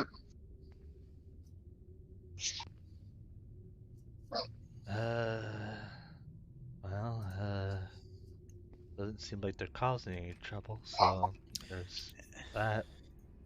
Yeah, I mean, I guess technically there's no trouble, but that is weird. Maybe the swamp witches were onto something. Well, not our problem. Yeah, I agree. Oh my god. Zephyr found a like mind. Love. Oh, and before we go, I figured you'd like to know. See up there on the mountain? And following his gaze, you see that up from the village, there is a lattice work of bridges. Of some carved out of the mountain itself, others are simple rope and wood. This back and forth switchback of bridges that slowly works its way up the mountain until eventually reaching a cave where the final bridge empties out into, and you cannot see the inside. That's the entrance to the prison. Zephyr kind of looks long and hard at this, and I guess that's where we need to be, where it all goes down. It seems. If I mean, I know we're just co-workers, but what is it exactly you're wanting to do? Well, I have personal business to deal with in there, but what the others wish to do is, it's honestly just so much to get into. Yeah, it seems like they're a bunch of troublemakers, huh? You have no idea. Well, I know how that is. Frankly, I've been trying to convince the boys to retire for years now, but now the boss has got it in his head that you guys are gonna help us out with something, so he says there's no backing out until we get that done now. That's always how it is, huh? Always just one more big thing you have to do. Yeah, to us, it's just that we pick our nose into every little thing that we do. As it was with the druids, we've tends to happen a lot. Well, makes you feel any better. One of my buds back at camp is like that, and to his credit, he always has something or other he can tell us. Just, yeah, I get what you're coming from. Frankly, I can't stand people who just sneak around and insist on getting into everything. Well, Offended by that, Matthew. at least I wouldn't be too mind if it was at least sneaking around, but Oh, they going loud and proud, huh? that's how it tends to yield. Well, probably for the best that you have us here, then. That's not gonna go well if you try that up there. Then it probably won't go very well. I hope you're not expecting backup. Oh, Good. Being frank with you, me and one of my mates, we have a bit of a side hustle going on up there, and well, it's gonna put us out of work if you guys just burn the whole place down, huh? Once the boss has gotten this fantasy of his out of his head, I'm planning to come back here. well, I guess we can go back and report what we find. Mind if we just walk this time? Yes, I wouldn't be able to make it that fast as before anyways. Alright. Well, seems like the animals are on their best behavior, so it looks like we don't exactly need to be on guard.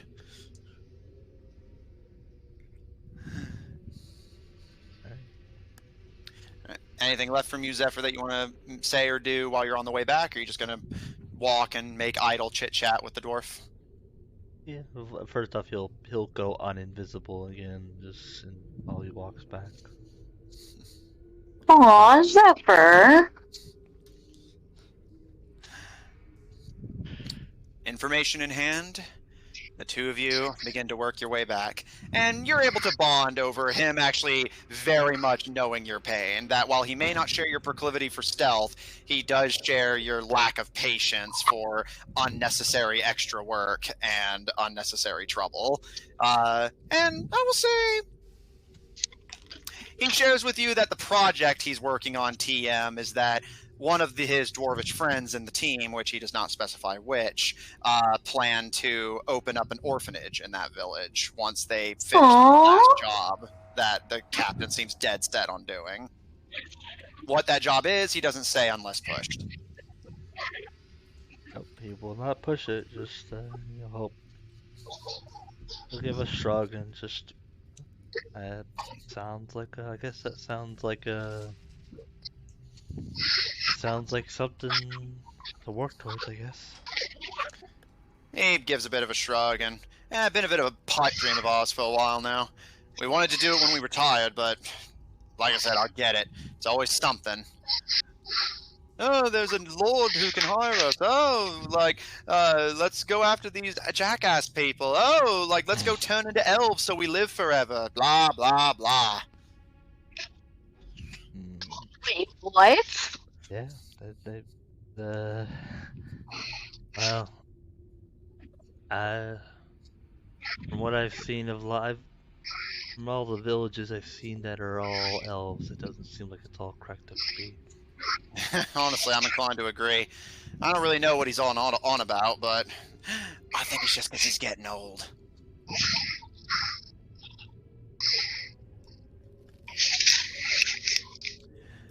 I guess I sort of understand that. People wish to live, even if it means extending your life by becoming those type of people.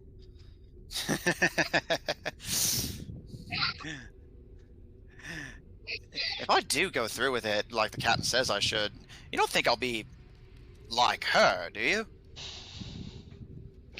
Excuse me? You're fucking. You're gonna get it, Matthew.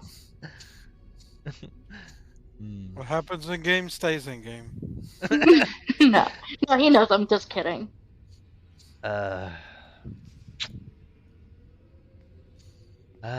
For everyone's sake, let's hope not. Wow. One is enough. Yeah, on that we agree, my friend. On that we agree. Joke's on you. There's two of us.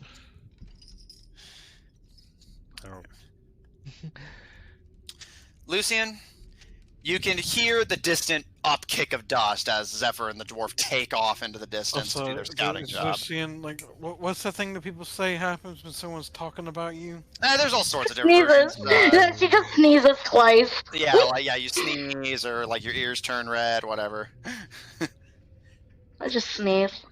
Carting the elderly druidic woman around, the younger lady simply wanders the forest, occasionally stopping to plant some saplings from her cloak into the ground, seeming satisfied, although still a little bitter that the damage is even done in the first place. I'm sorry about the forest. Me too. Swamps aren't as bad as people think they are. Sure, it smells funny and sticky and gets you sick, but, you know, for some creatures it's home. And I'll think All that nature- matters more. Under Shiva, all nature is beautiful.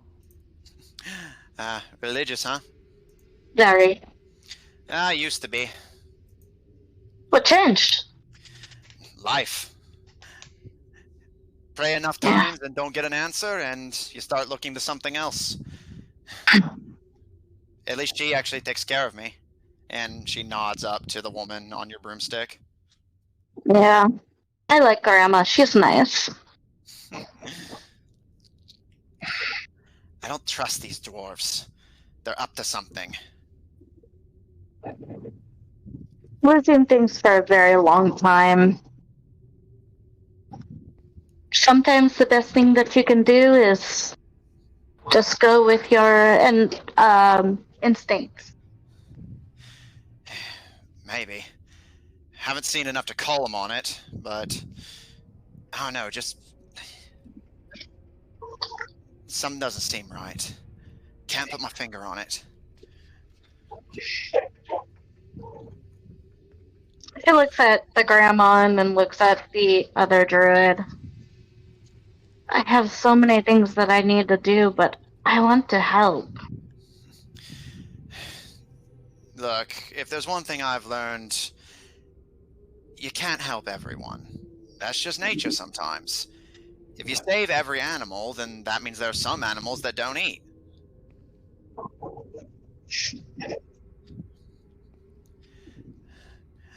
Take all this, and she gestures to the tree stumps. Me, I hate it because it's unnecessary, but, well, I suppose you and your friends said it yourselves. For every tree that's not getting cut down, maybe there's somebody who doesn't have a house.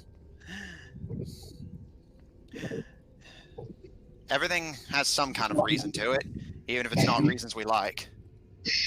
But I suppose that doesn't always apply to people. Animals, they just do what they need to do. Plants, they just grow.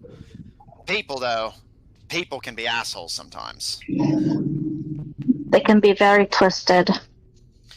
But I suppose everyone's just got their own bullshit going on that they think's more important than everyone else's bullshit. I think that's our entire party's problem, is that we all have shit going on and we can't decide which one to go for first. Oh, yeah? What brings you all the way out here? Well, I promised a very close friend of mine that I would help set free her only remaining living party member. And then the little one, Caleb, has family here. My Bastrom?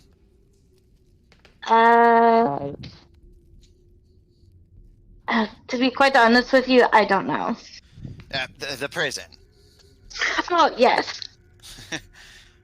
She chuckles initially, but then her expression kind of darkens. That really sucks. Sorry. Yeah, that's just the tip of the iceberg, I'm afraid. I'm glad I'm not involved in it. I got enough problems. I want to help you, but Like I said, you can't save everyone. And sometimes you gotta pick and choose. She taught me that. And she nods to Grandma. You ever think about how if you find a lion with an injury on its paw and you save it, it's just gonna get loose and kill a bunch more things. It's gotta eat. yeah, but that's life, right? Yeah. But, well, like I said, people are assholes sometimes, but I also think we tend to overcomplicate it. Sometimes you just gotta take care of what's in front of you and save the other bullshit for later. Take your time, pick and choose. She told me to not try and save every animal, just save the ones that I can right now. Don't go looking for trouble, just wait till it finds you, because by the gods it will. Oh, I know. Especially when that trouble is your own brother. Family drama? Oh, you have no idea. She kind of scrunches her nose and gives a nod. I get it. I left my village. Couldn't stand the family bullshit anymore. Still trying to decide what I'm going to do about him. Well, I guess from a druid to a whatever you are. Pick and choose. Lucian. My name is Lucian. She stares at you for a moment before kind of looking to the side. Irma. My name's Irma. Just... Look, the problem with looking for it is that you're never satisfied with the answer you get. She let me find that out the hard way. Just... I don't know. Live your life, be whatever animal it is you are, and when it finds you, deal with it then. At least then you'll know you did everything you could.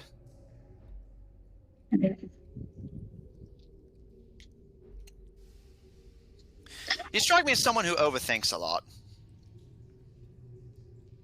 Yeah, I do that. Wizard? Wizard, cleric, magic. How are you both of the most pretentious spellcasters? At least you're not a bard. No, but we used to have a bard, interestingly enough.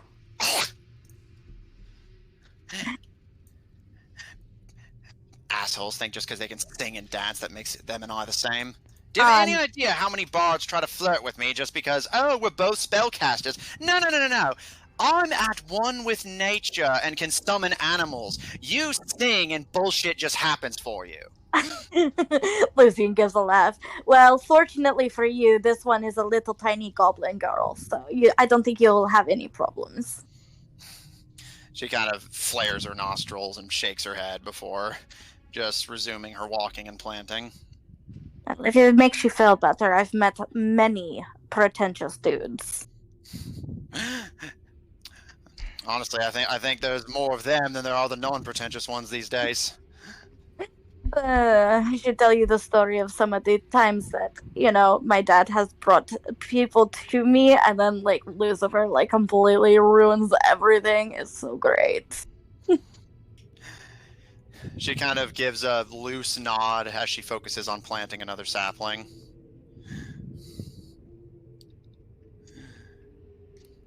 To be quite honest with you, I think that's my problem. Hmm? I've just been living in the past. Well, stop then. I don't know how. Easy. You know the stuff that happened before right now? Yeah. Just don't think about it. That's what I do. First of all, how? Well, whenever you stop thinking about it, just stop. It's not that easy. I think so. It can't be that easy. Alright, try it. What did we just talk about 2 seconds ago? That's fair. Well, I can use my keen mind feat then. As she sees you start to think, she starts clapping her hands loudly and making this kind of awful streaky noise. And whenever it disrupts your concentration, see? You're thinking. Just stop doing that. Whenever I ask you if you remember what happened, just say no. I like this girl. Like, Lucy just, like, looks confused. It just doesn't make sense to me. She kind of stares at you for a moment, and her charge is the one who finally breaks the silence. A candle burned at both ends burns twice as bright for half as long.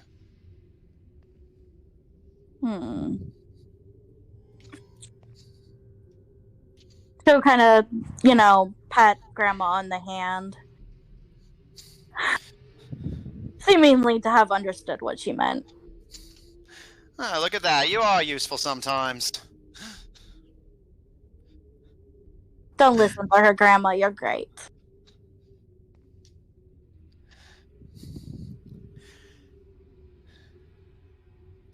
As night falls, you all calls at midnight. Before we go to bed, I still have things.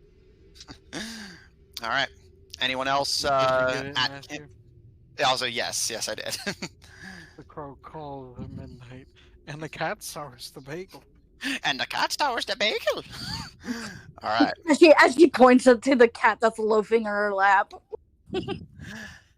As Lucian and the druids return, and you all settle into your squishy, leathery sleeping bags, the lumber mill at least keeping you out of the muck. Lucian, what do you wish to do? I'm going to send Aggie a message. All right, plot relevant? Yes. Okay. Basically, she's just gonna ask for some advice.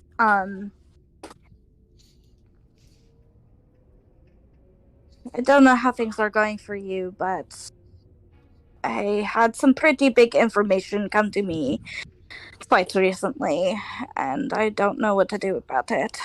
I feel like I need to warn my country about my brother, but I don't know what kind of effect that will have on him.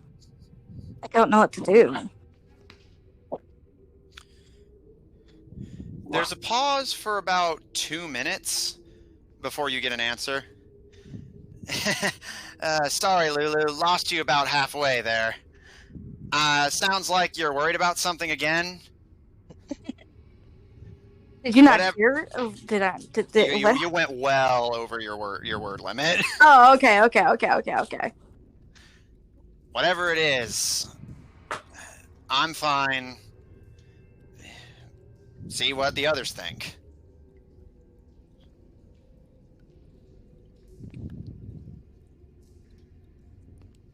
All right. Is everybody awake at this time? I'll say, since What's-His is keeping watch, What's-His, do you want to sleep for the latter half of the night or the prior half? I was going to take the latter. I was going to take second watch. All right.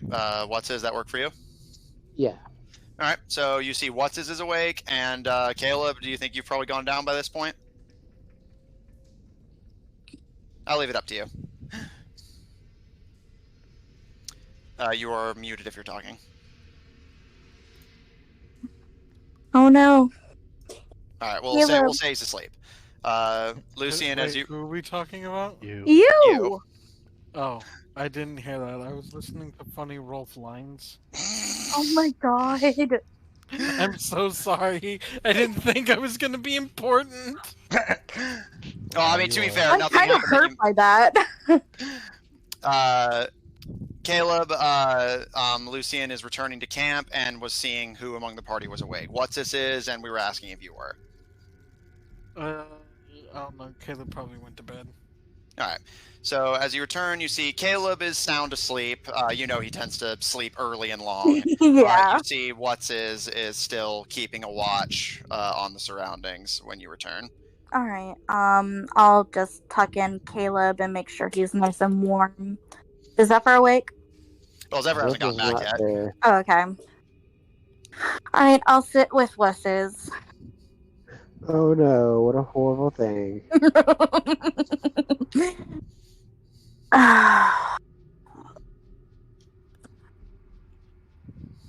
So how's it going? Okay, what do you want? So you know how they told us that, Lucifer's kind of like been doing stuff with, slaves. Uh-huh. Did they ever actually say that? They It did, was didn't they? heavily implied that they do business with him. I thought it was just that they went on a vacation there. No, Oh, no, that was for Wicket. No, yes, they did say that they've done business with. Well, it's implied that it was Lucifer because there's no other living Alephik here. Yeah. I kind of am wondering if I should maybe warn the queen. But I don't know what to do because I still love him and I want to, make sure that he is, probably punished for everything that he has done. But I'm afraid if she's involved, that it might not be something that's preferable, if you understand. I understand what you're saying, but there's two things to consider here. One, he's an adult. He can do what he wants and accept the consequences for having done so. And two, she is a queen, so you gotta have faith in her to make the best decision, and that she won't be, overly rash about it. My I'm sure time your working, brother wouldn't be the only one. with the queen, would that advice be pretty solid? Roll history at disadvantage. Why do you do these things to me? Because of things we've previously established in the story. Yes, I know, but still. Disadvantage. So my first roll being a 25 in total, and my other one being a dirty 20. As mentioned, you and the queen directly weren't exactly close. You were, after all, a child while your father was dealing with her. However, from what you know of her, what interaction you have had as an adult, and the information you've gathered since then, you would know that she is indeed not an easy woman to provoke. The main thing to potentially worry about is that she is admittedly rather strict. Your brother always fantasized about breaking into her palace just to get on her nerves. Yeah, that tracks. And you do know that the Commonwealth has a history of leaping to the defense of those that need it, even when that may not necessarily be the best idea. So, especially in times of political turmoil or war, Wicket can be a somewhat unpredictable faction, as they will side with simply whoever they feel is being more unfairly treated, even if the unfair treatment is 100% justified. Okay. So Lucian's going to think very thoroughly about her response. That's actually really good advice if I thought that she would be reasonable. The unfortunate thing about her is that she's very unpredictable, which is why I worry. Well, ultimately, it is your decision on whether or not you tell her. But if you do tell her, you gotta accept that she's gonna have to make the best choice for the entire country.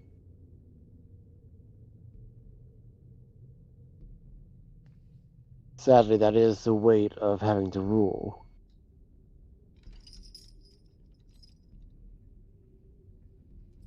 She puts her head in her hands. I just wish he would tell me what's going on so I wouldn't have to worry. Yeah, but you really think that would make it any better? If he were to tell you everything that he's been up to, you really think your mind would be that much better at ease and all? Because knowing him, it's not been good. I mean, obviously. But I just don't know on what degree. That's the thing. I don't know how bad it is. I don't know what he's been up to because I haven't seen him in fucking years. And he even said to me that he's changed. And, it just didn't really, you know, settle in until they said that they had been working with him with slaves. I don't even know if the Lucifer that I grew up would be like that. I mean, we had slaves in the house, but I mean, I don't know. Well, at that point, is this still your brother? So by that point, your brother died a long time ago. This is someone else. So that means that someone else's problem. Let Doesn't justice make do. sense. Let justice be done on him as it should be with anyone else. That doesn't make sense. You said he changed. That Yes. doesn't mean that he's like a different person. People change. I mean, I've been trying to change. I've been trying to not fight as much and try to not be whatever. But people change. Yes, but your brother hasn't changed for the better.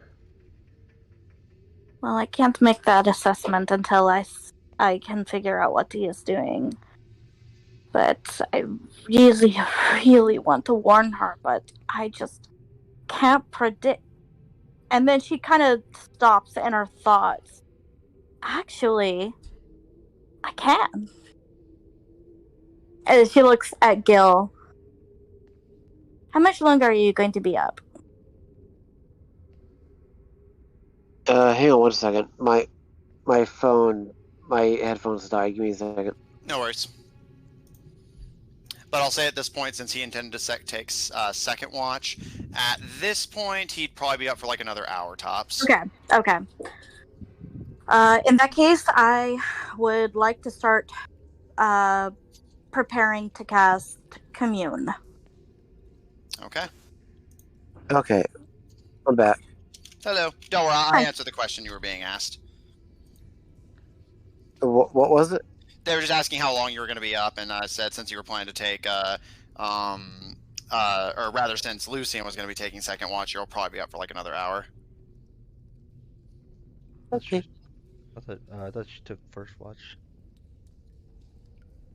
No, yeah, I misspoke earlier. That was my bad. So that said,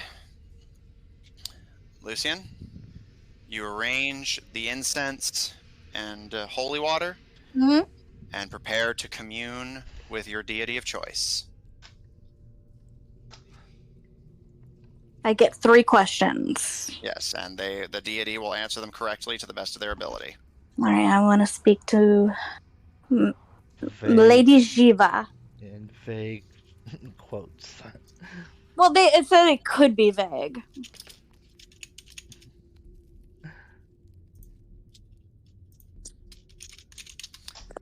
First question I'm going to ask her. What my brother is planning, is it disastrous?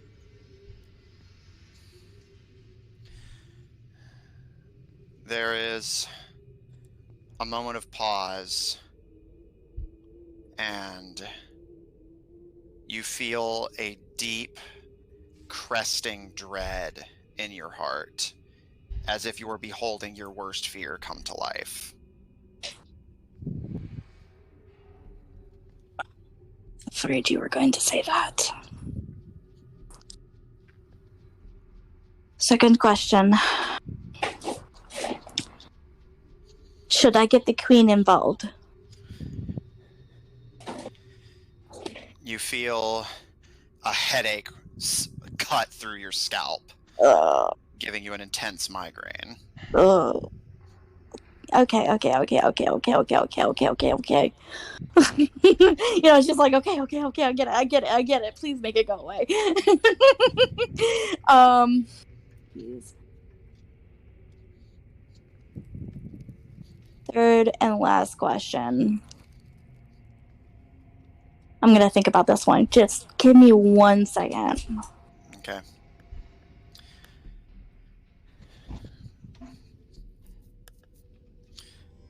Okay, I got it.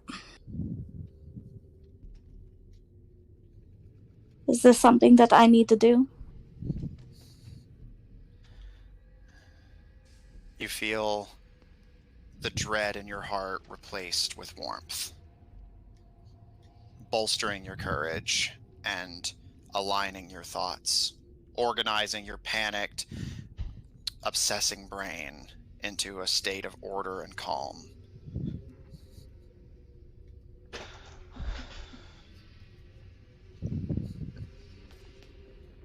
I'll look at what says up from my meditation. Lady Shiva says that it's something for me to do, so I guess it's on the list. One more time, what does he cut out there? Oh, what else did she say? So I asked her if it would be a good idea to get the queen involved, and it was like a definite no. And then when I asked her if what he is doing and planning is disastrous, it felt like every single nightmare that I have had of him had come to life. So that's a yes. Unfortunately.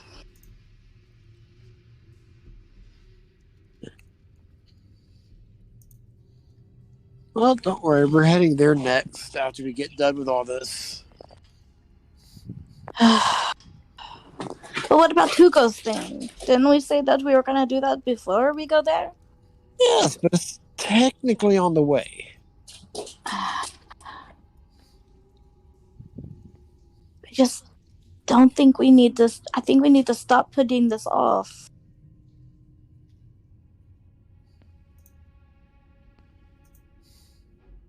Well, as we said, it's on the way. So it's like not really going to take us too long, I think.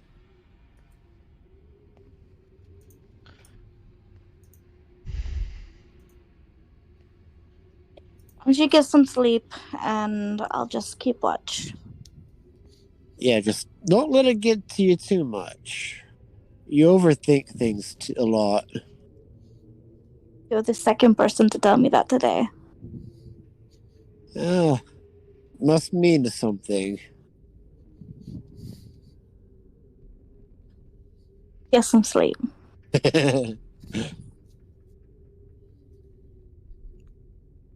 Go to sleep. All right. Lucian, you may keep the second watch as promised if you wish. However, you will take a point of exhaustion if you do so. Yeah, it's fine. All right. Lucian, as tucks in for a lengthy, calming meditation. Caleb tucked in and sound asleep. And you know that Zephyr is scheduled to return shortly. You gaze out into the dark swamp, surrounded by the chittering of wildlife as you look down from your elevated lumber mill position, and consider what you've been told. The moment your connection to your goddess is broken, your mind returns to festering chaos as you struggle to make a decision on what your goddess only confirms will hold the fate of the world in its balance. And that is where we're going to end tonight's session. Ugh.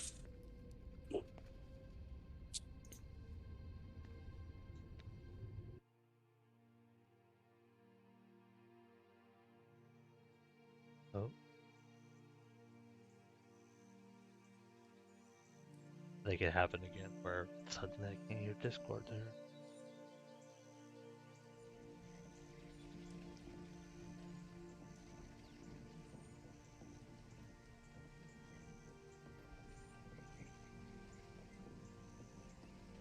Even able to be ended?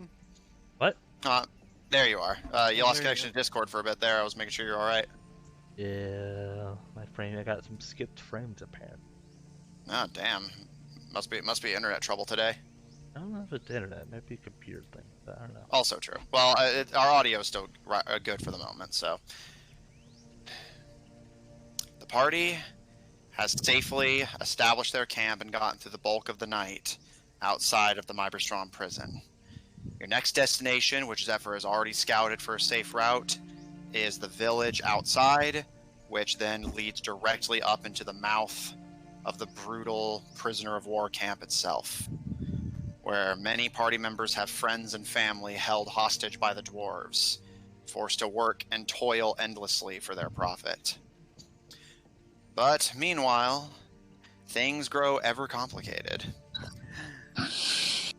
Zephyr has discovered that the dwarvish mercenaries, while not by any means entirely heartless, have ambitions of their own, intending to become elves and elevate themselves to true immortality, so the captain of the mercenaries can escape his rapidly dwindling lifespan. It's probably gonna involve black blood, and I'm just like, Yeah, they did. They asked for that first, but when you turned them down, they settled for a second base. And despite the advice of barbarians and druids alike, Lucian still struggles to come to terms with her past and what that in turn means for her future. How many people is this that have given her advice on this at this point? This is the 6th person now.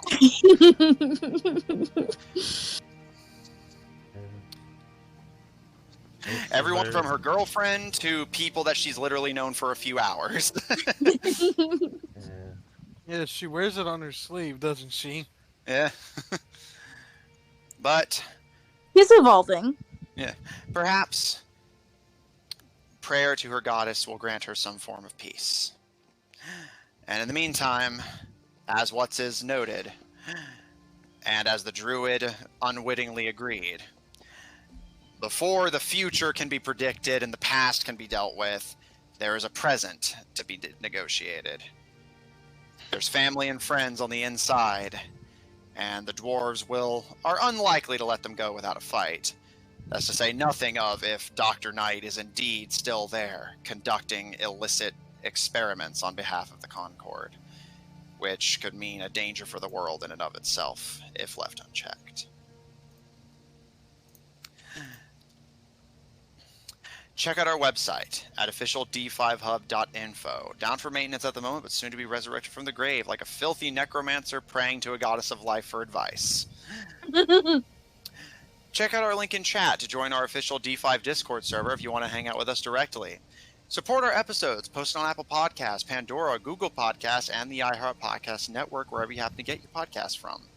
For our audio listeners, catch us live on Tuesdays at 7 o'clock Central Daylight Time at twitch.tv/Odd Tornado Productions. Check out Odd Tornado Productions Official on Tumblr to find links to our other works, including our Ralph Loving Rogue at twitch.tv/Killer5. That is 5 with a PH. Do not get it wrong, Ed boys. If you enjoy what we do, please support us on Patreon. That link to be posted as well. On Ko-fi at ko-fi.com/Odd Tornado Productions, and follow us on Twitter at twitter.com/TornadoOdd. The TNO are in fact capitalized. If you want to see more of this party, plus or minus a few, tune in on Mondays at 7 o'clock Central Daylight Time for our Monday game, Under Locks and Keys, featuring a party of globe-trotting treasure hunters assembling the artifacts of the gods in competition with technology-worshipping cultists. Thank you, everyone at home, so much for watching. Thanks, everyone at the table, so much for playing. And we'll see you all next week.